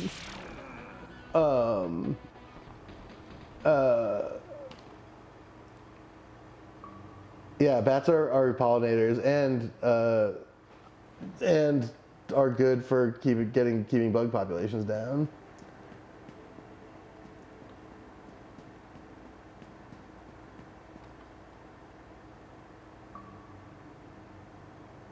Exactly. It was a medium batting average. Mask. I'll tell you this. I'll give you guys a secret insight that was sort of discussed on the last Wizworld Live episode. But there have been follow-up conversations. I think there's like a pretty good chance Amoynis and Summersbane will be appearing in the March Fight Opera show. So if you want a chance to That see was all, mentioned on Doom Room too. yeah, if you want to see, I don't know what you're talking about. I wasn't on it. That was just a guy who looks like me. Yeah, this Lux is a different Lux. The Interspace engine is strange and convoluted. Yeah, that also wasn't Lux. That was Pants Oberdorf. He's a different guy. That also wasn't Slurs. Yeah, it was these Pants are Oberdorf. It was a different different beings. guy. He had a bandana and sunglasses I'm not sure how much I've clarified on and this. hadn't shaved in a long time. Yeah, I don't think I've really explained too much on the SN Tuesdays that TechnoPoverty is a work of parody in that we are beings from a parallel dimension, much like your own. If we look very familiar, that's why. If we look very familiar and refer to events of which you are aware, it's because it's really similar. Yeah, we literally like a 99.8% similarity to our home universe, but that 0.2%, it's very important, which is why we're so passionate about the ideas we're passionate about and hope in some way to get something across. Yeah. Yeah, that guy had a southern accent. Different guy, but regardless, in both this reality and the one you occupy, there's a pretty good chance that Amoynis and Summersbane will be on the March Fight Opera show. So, if people have any inclination to try to go to Texas for some reason, and see, and do a big Wizworld Fight Opera crossover episode hangout thing, I would be very happy to organize if people are actually coming. So if people are interested and want to try and do it, it's a thing we can do. Since Amoynis and Summersbane, in the Earth that you occupy, will probably be staying at your universe's Lux's girlfriend's house. Another Earth is a fire film. Another Earth is good. Yeah.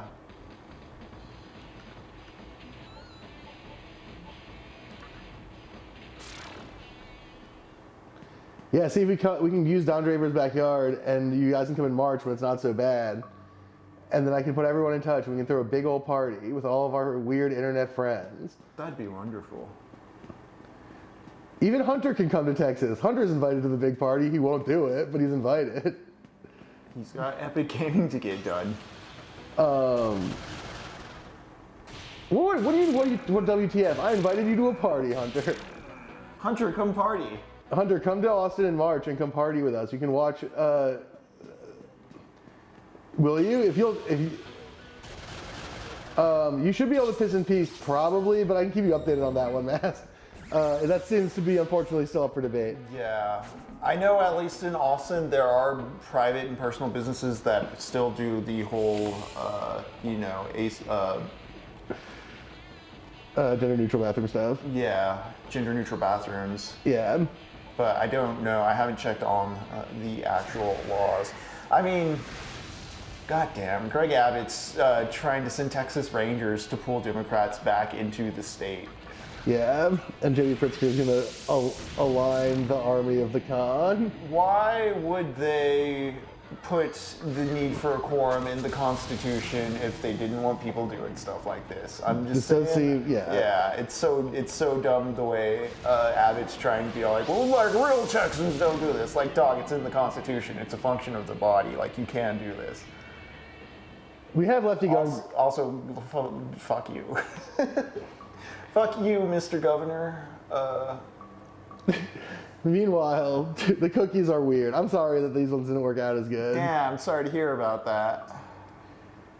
You got to the exit. Yeah, I was like, how much? I'm killing myself over this chest. But we're here. It's 5. It's going to be 6. We're almost there. Are you sure it's going to be okay? Yeah, we're on the ascent. Well, hell yeah. Fuck. Don Draper, that is a good one. Well, it's not till March, so if I'll bug the universal. I'll poke the universal ripple stream, and try to see if we can throw together some psychotic.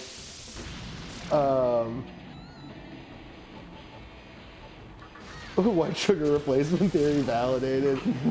Damn, yeah. These DEI cookies are ineffective. Damn, these cookies are. These woke cookies just can't get the job done. We must secure the future. Yeah, I mean, obviously, Mask, as long as you're hanging out with us, you will not go to any places where you would be under any. No fucking dorks allowed. Yeah. No fucking dweebs. Yeah.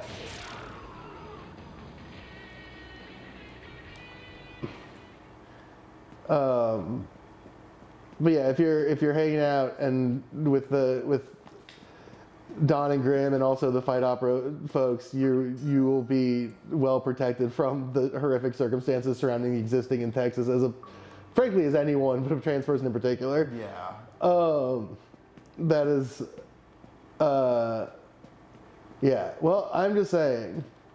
I'm doing a different universe. Me is doing a different universe joke on a different universe Wizard Live in a few weeks. At which point I will try to see if we can wrangle this thing together.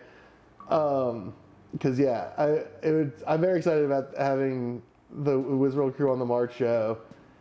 And if there's a fun, stupid reason to try to get a bunch of people in one place to do something dumb, I'm always extremely in favor of it.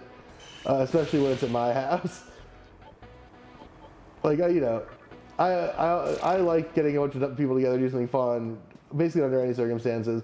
But if I don't have to really work that hard or go anywhere, now we're cooking.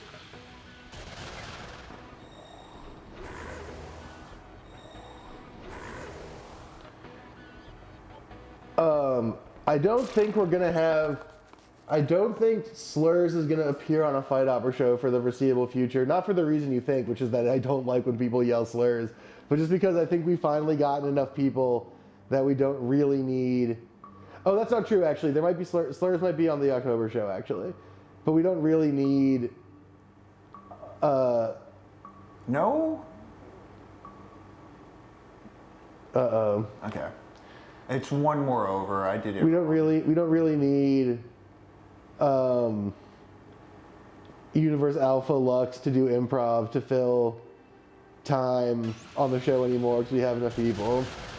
The next Fight Opera show is October 25th, 2025, baby. Note that down. October 25th, do we have a theme? We do. The show is called Absolutely No Wrestling Live.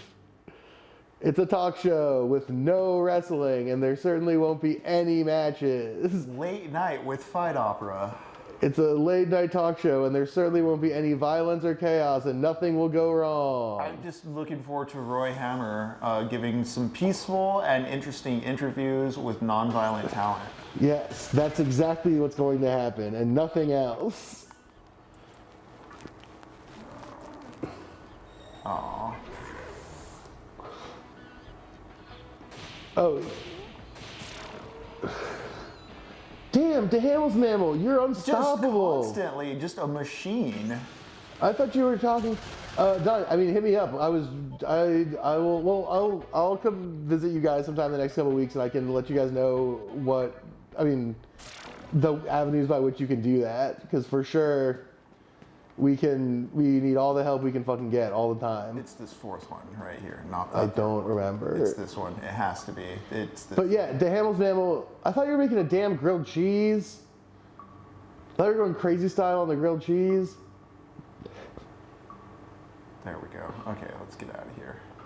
Now you're making spaghetti. You've made like 90 cookies. You're out of control, and I love it.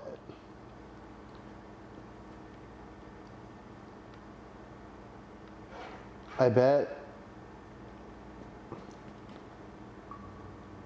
This just leads, yeah. Yeah.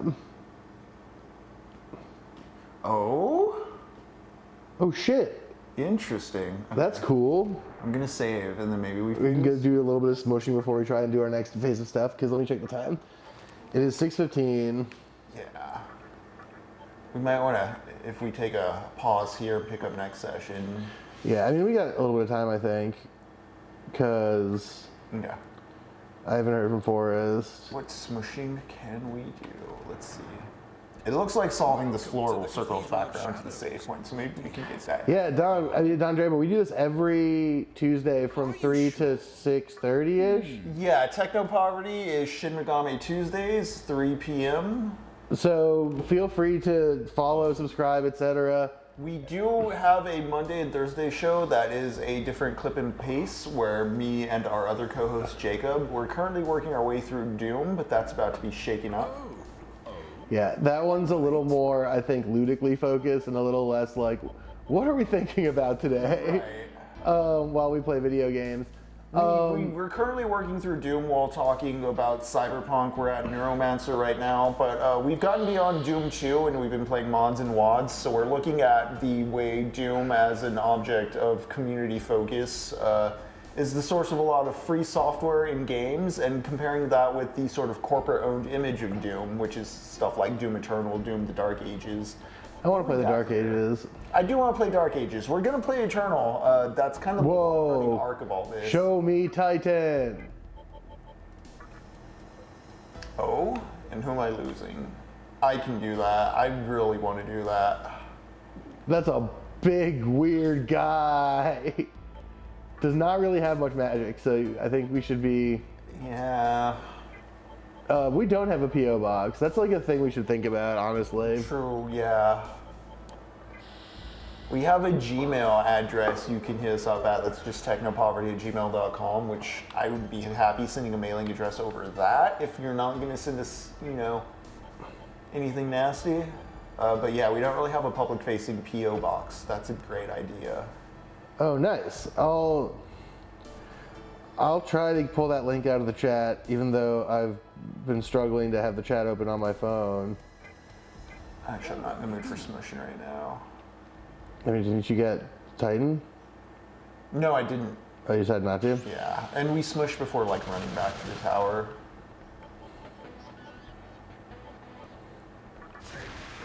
Oh, there we go. They just texted me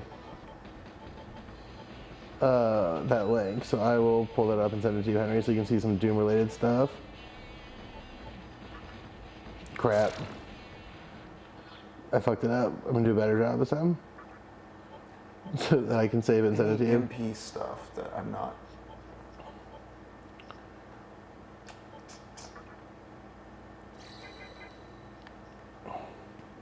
All right, let's do these moon puzzles.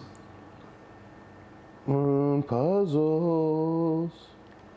Mask for Mask. Wolfenstein 3D. Pretty interesting as well. Something I've liked playing Doom is we're coming off of playing Adventure and the original Legend of Zelda. You really do see the dungeon crawling lineage that went into the first person DNA that is Doom, and how that's sort of the Genghis Khan for a lot of video games still. We're still crawling through dungeons, y'all. Did you watch the Hell episode of Swan Boy? No. It's really funny. There's a great part where he meets Genghis Khan and he's like, if there's one thing I learned, this guy loves to fuck. Okay, you gotta be careful here. So we gotta get 4 to go through the one on the side and 8 to go through one on the other side. So how do we get 4? I think you do that, and then go get 1, and then get 4, and then get 1 again, and then get 4 again. No. Sorry. Yeah, I get what you're saying. Yeah, you have to do it from full moon, I think.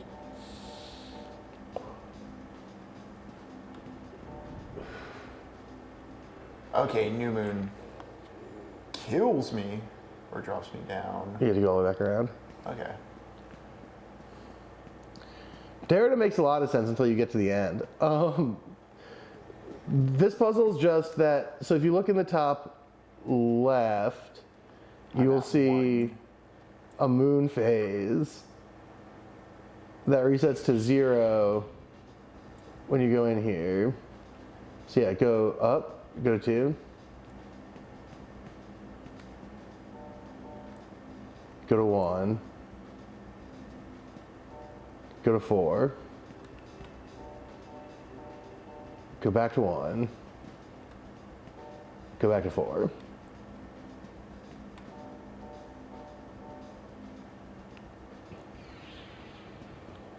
Mystery solved. Does this drop down? Hey, Pazuzu. Buddy, what are you doing here? You're not in our party. Damn, Pazuzu killed by his own self. His own kind. Does that drop So those are 2 Vaders. So what's the other side take you to?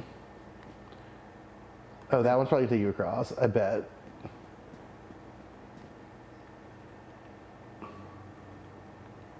Boop. Yeah. $8,000. That's nice. You just find $8,000 lying around. It's so sick to just find $8,000 lying around.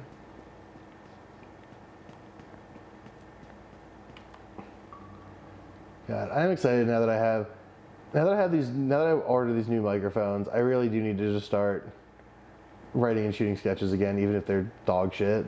Yeah, just get in the practice of cranking them. Yeah. I had an idea for a new channel, a new YouTube channel, for video essay stuff. Yeah, you've talked a bit about like a how to watch movies essay that I would be very interested in helping you with. Yeah, that one could be fun too. I mean, that could just be fun to do a video essay on TechnoPoverty, and we could just try and do some of those just on our own, just throw them on your channel. The one I was thinking of is, I feel like it would be fun to do sports philosophy stuff.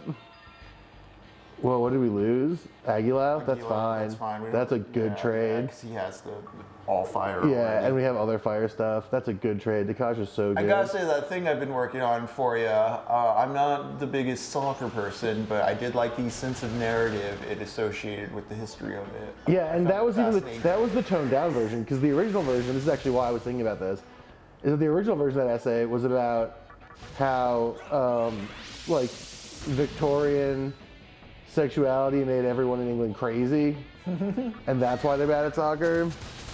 And so that's sort of what I would want to do, more like that is sort of what I would want to do if I was doing my own stuff, and not doing it for a channel for money that's funded by British people who I was assured. Do we care about Arid Needle? I don't. Yeah, fuck it. Yeah, Mask for Mask, I fully understand that thing, that situation where you're depressed and working on stuff feels bad. 2 things on that. One will be, I guess, an explanation of my experience. A second will be a piece of semi-unsolicited advice, but okay, you should go 1, 2, 3. Oh, you go, no, it's 8, right? So you go 2, 3, off 3. And then go to the 3. And then off of it, and then back to the 3. Just back on 3. Yeah. Look, when it comes to counting to 8, I got you, dog. That's like my main skill. Thank you. It's difficult for me. It's like one thing I'm truly good at. Counting to is low level arithmetic.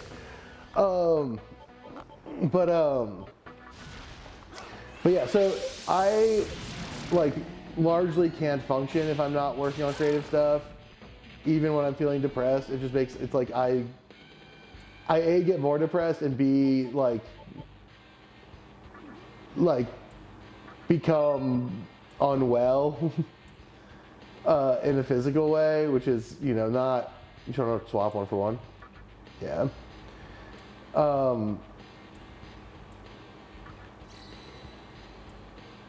Nice. I love letting the worm rage.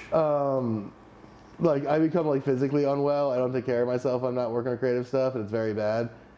You can kind of tell that I haven't been writing enough because my beard is so long, and I've been eating very poorly, and I've just been playing Elden Ring. So I definitely know the situation.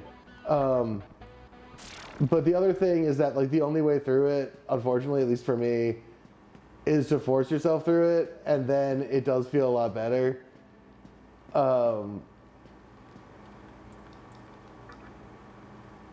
Yeah, and sometimes it's just about finding a different angle of approach, Don. I think that's a really good, a really strong option. Oh, this is a trickster.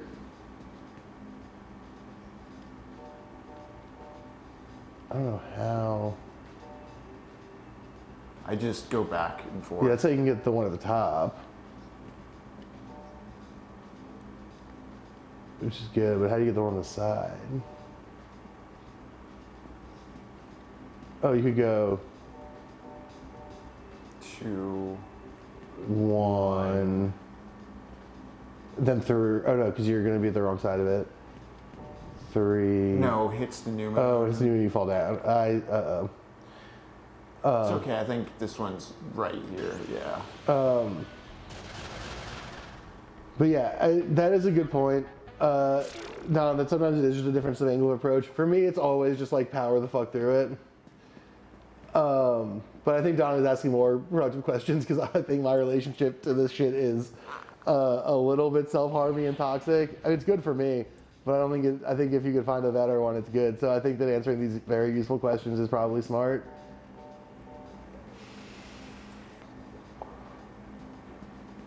Oh, and then you go, well,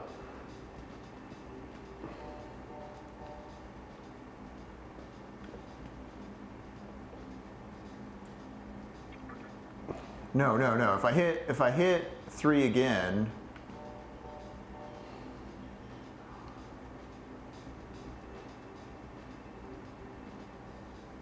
No. No, you gotta get off. Yeah.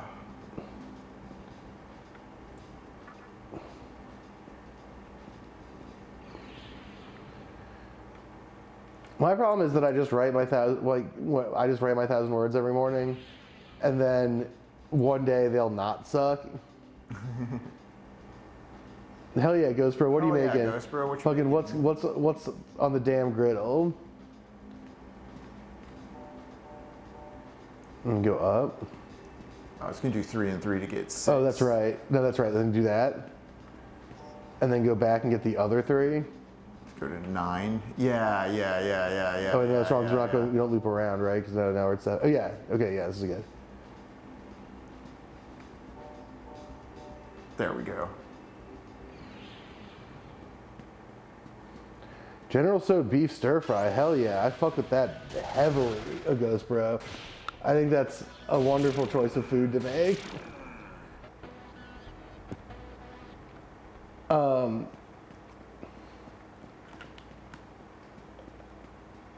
I will say our friend Don Draper is a very good question asker when it comes to sort of trying to dig out these sorts of things. So it is great to have him here doing this.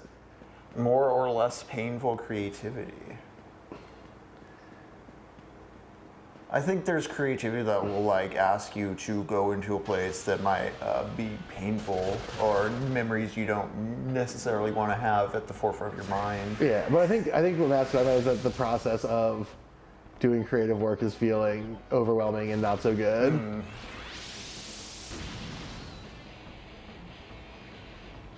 Yeah, it's good to try. It is definitely good to try out a new flavor of creative work, sort of whenever that's on the menu.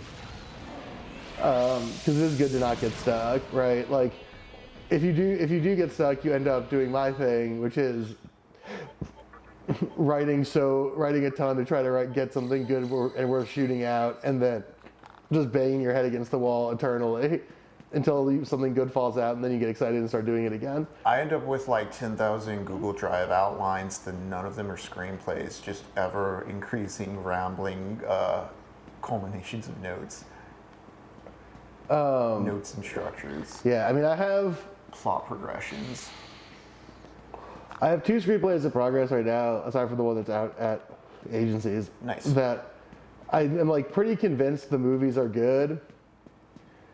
Garam masala, Chinese cooking wine. Damn, Daniel's name was just out here freaking on the stove top. Can I hire you for catering? Yeah, I mean, it's always more fun and a lot of times easier to write comedy when you're with a bunch of people. I just have not been doing a good job of like writing punchlines out before hell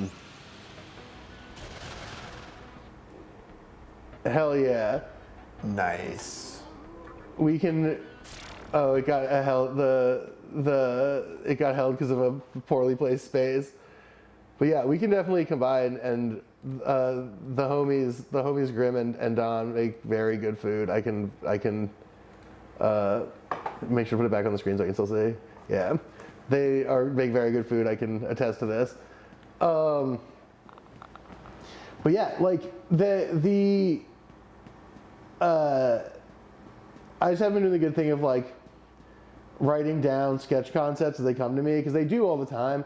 That's like the difference between when I'm being productive and I'm not on the sketch level, is like when I'm being productive, it's when a sketch idea pops in my head and I put it down in my notepad or in my notebook or whatever I have with me. And when I'm not being productive, I'm just trying to get sketch premises ex nihilo, like while I'm just sitting around or whatever.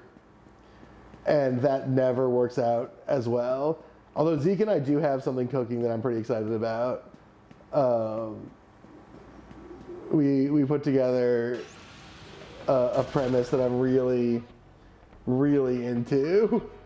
That's gonna be, if we actually execute it, I think is gonna be insanely funny.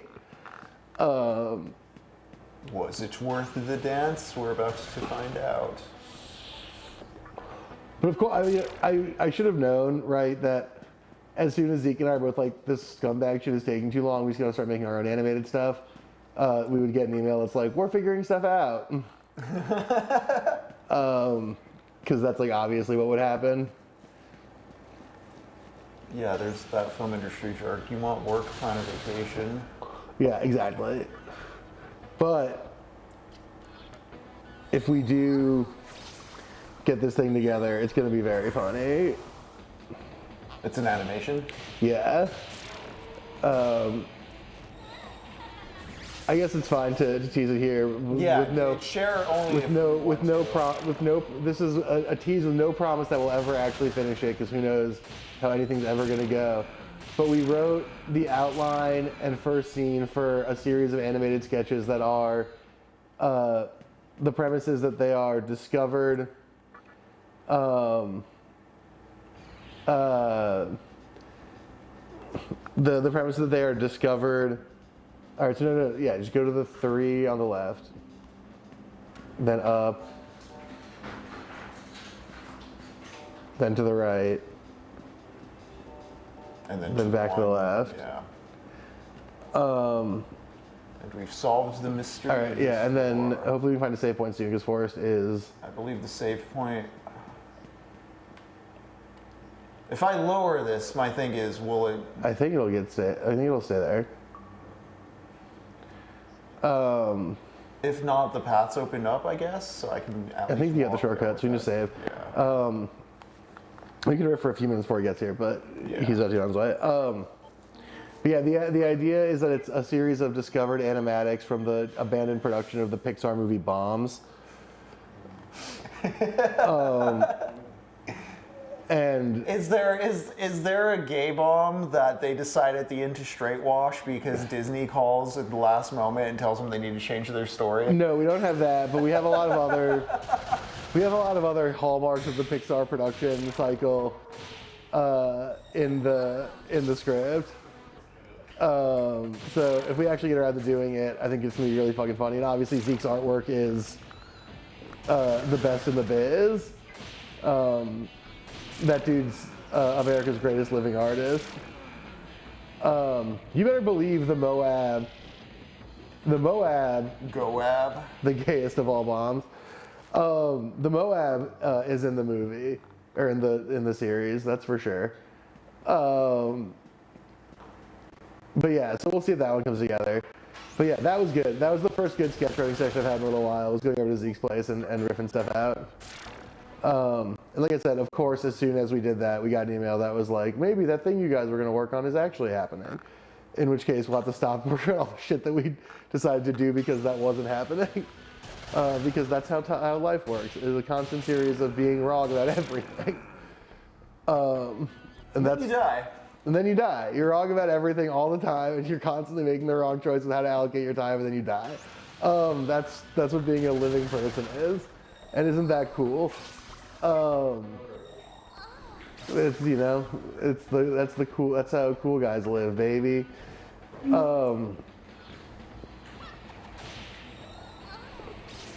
Okay, but since we're just goofing, because Forrest will be here in a few I minutes. did just save it. I'm pretty sure at the top. We'll see at the top of the staircase. There might just be a boss. Yeah. If so we'll In probably. which case we die can to it. try the boss once, and then. But yeah, the Doom Red and Blue lighting setup. That's interesting. What do we call this? It's not bisexual lighting, so it is a much harsh. It is like a much more. Yeah. It's much more Hellzone coded. It's not purple and pink. I think it's just that hard contrast. I don't really have a name associated with Yeah. it. We'll take. Jacob, what's this called? Just bicolored lighting? It's not bisexual lighting. It's fucking gay. Maybe pansexual. Yeah, if it has to be a sexuality, it's kind of centrist lighting. It's definitely Hellzone lighting. That's what it brings to me. The thing is, we're playing Aliens Eradication right now, so when we play that, it's just a hard red to reflect sort of when they're locked in that room in Aliens and on alert. Well, yeah, red with the hard R. Yeah. Red.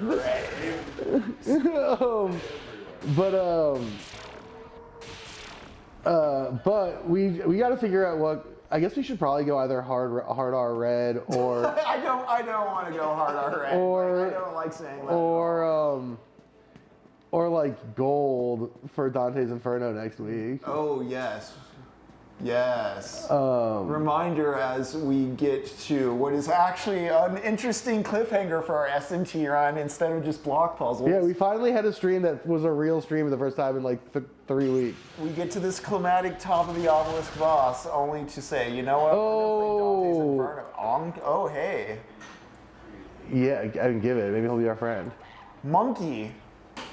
Oh, he's giving us something? I don't want that. I want you to be our friend. Oh, that reminds me. I meant No, to this check is a out regular Black thing. Myth Wukong. Black Myth Wukong's good. It's Okay. hard. I mean, yeah, I guess I'll have to see. I know it's a Souls-like, using Chinese mythology, correct? Yeah, it's like in between a Souls and a God of War. Okay.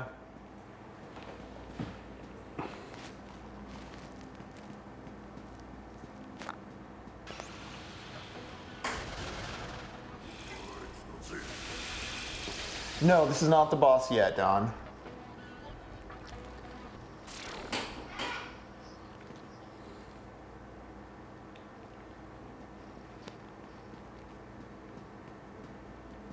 I'm assuming the boss might be one or all three of the You gotta think it's gonna be Clothos, Anthropos, and whatever the other one's name is. fates. Yeah. All right, kill 2 of them. Yeah, I and want to recruit Monkey. get that monkey, please. Oh, no. Don't auto. Oh my god. Man, Monkey takes a lot of hits. Do Bufala on.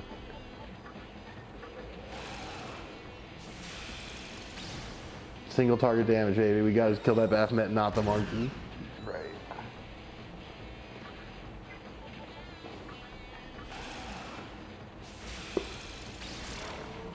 Okay, now talk to the monkey. It's a monkey with a sword, yes. And a crown. Whoa, you're really pissing him off.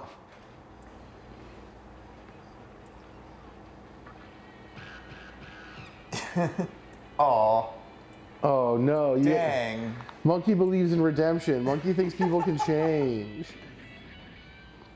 I need to have restorative justice, not just punitive. Got it. Oh, hey. There's a heal door.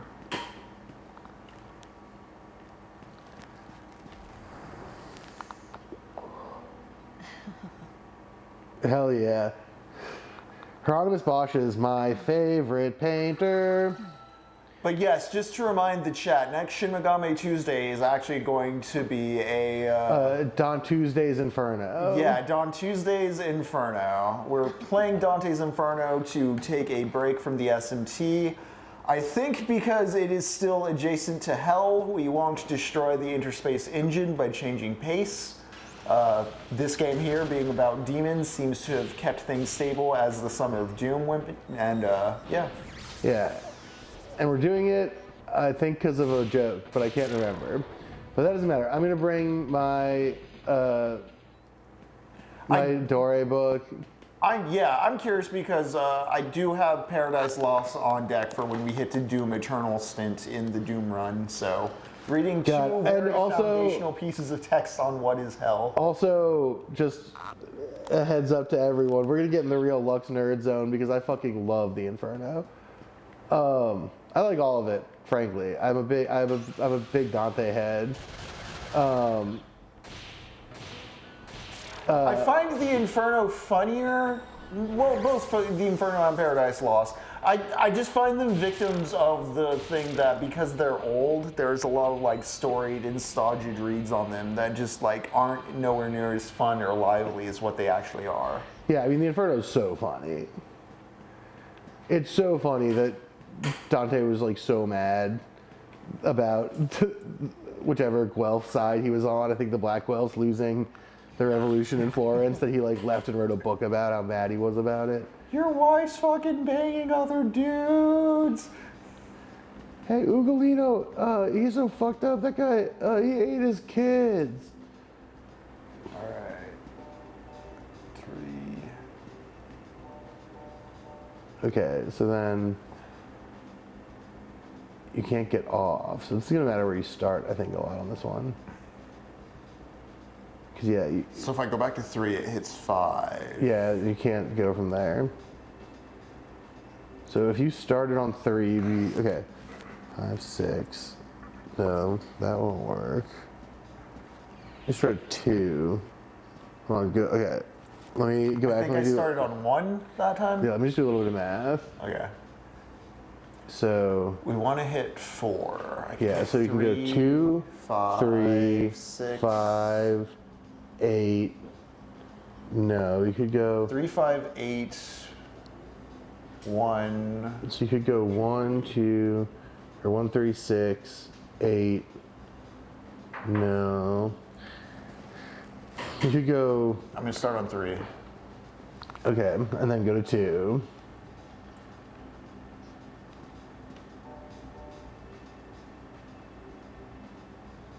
I can go to 6 and then -2. That'd put me at 4, but that won't be on it. So I need to be at 7.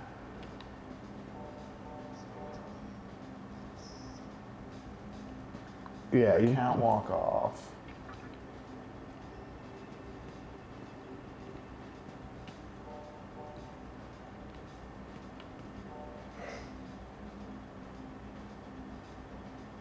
I don't think you can be at 7 though. Step on to 1. And then 3, 4. Yeah, all depictions of hell are very different, but they're also very funny.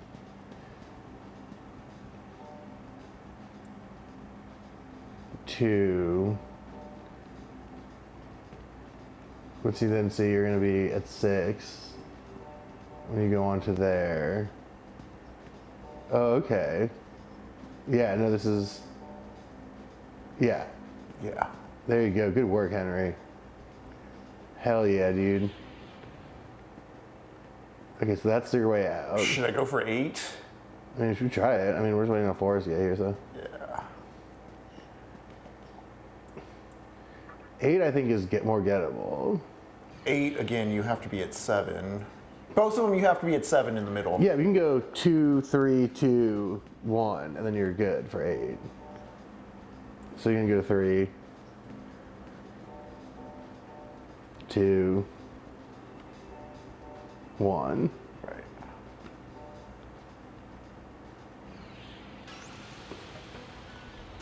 Oh, okay. Well, hopefully Forrest on the way, so you can clear this. Oh, you should try to get the monkey. I will say we should try to burn through this quickly, but if we have a chance to get the monkey, Forrest can wait 5 extra seconds for us to get the chest. Oh, fuck me. How bad is it if I just open it? Fuck it. Who cares? Yeah. Shocker pot. Shocker That's pot's great. still good, yeah. That's great. No, it's hard to imagine there would have been a better item. And, all right, then let's get the door. No, don't you try that shit on me, man.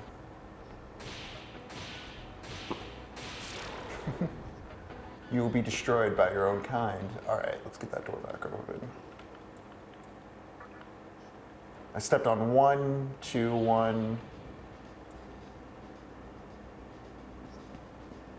Yeah, is it 1? I basically went back and forth on these till I hit 7 descending. Okay. Did I do? I can't remember if I hit 3.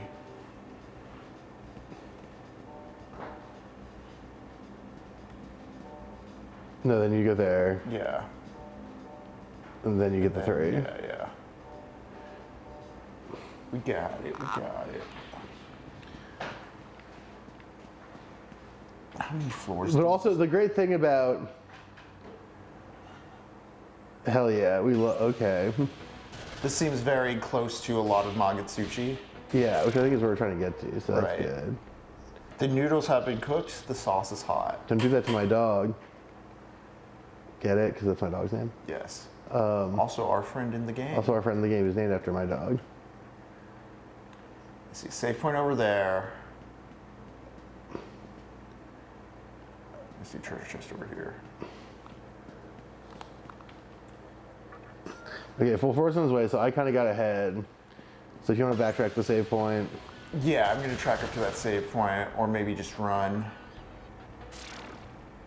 But good stream, everyone. Thank you so much for hanging out. Grim, Don, thank you for joining. Hopefully you guys come back again next week. Yeah, It's been thanks for chatting, y'all. This was very conducive. a lot of fun having you guys. Tell your friends, tell a dog. Check out our backlog on YouTube if you're interested in other games we've played. Yeah. Although I do appreciate the actual conversing with the chat that the real-time interactions give us. Yeah, I mean that's sort of the juice here. It's like an improv stream, but for Right. but for theory.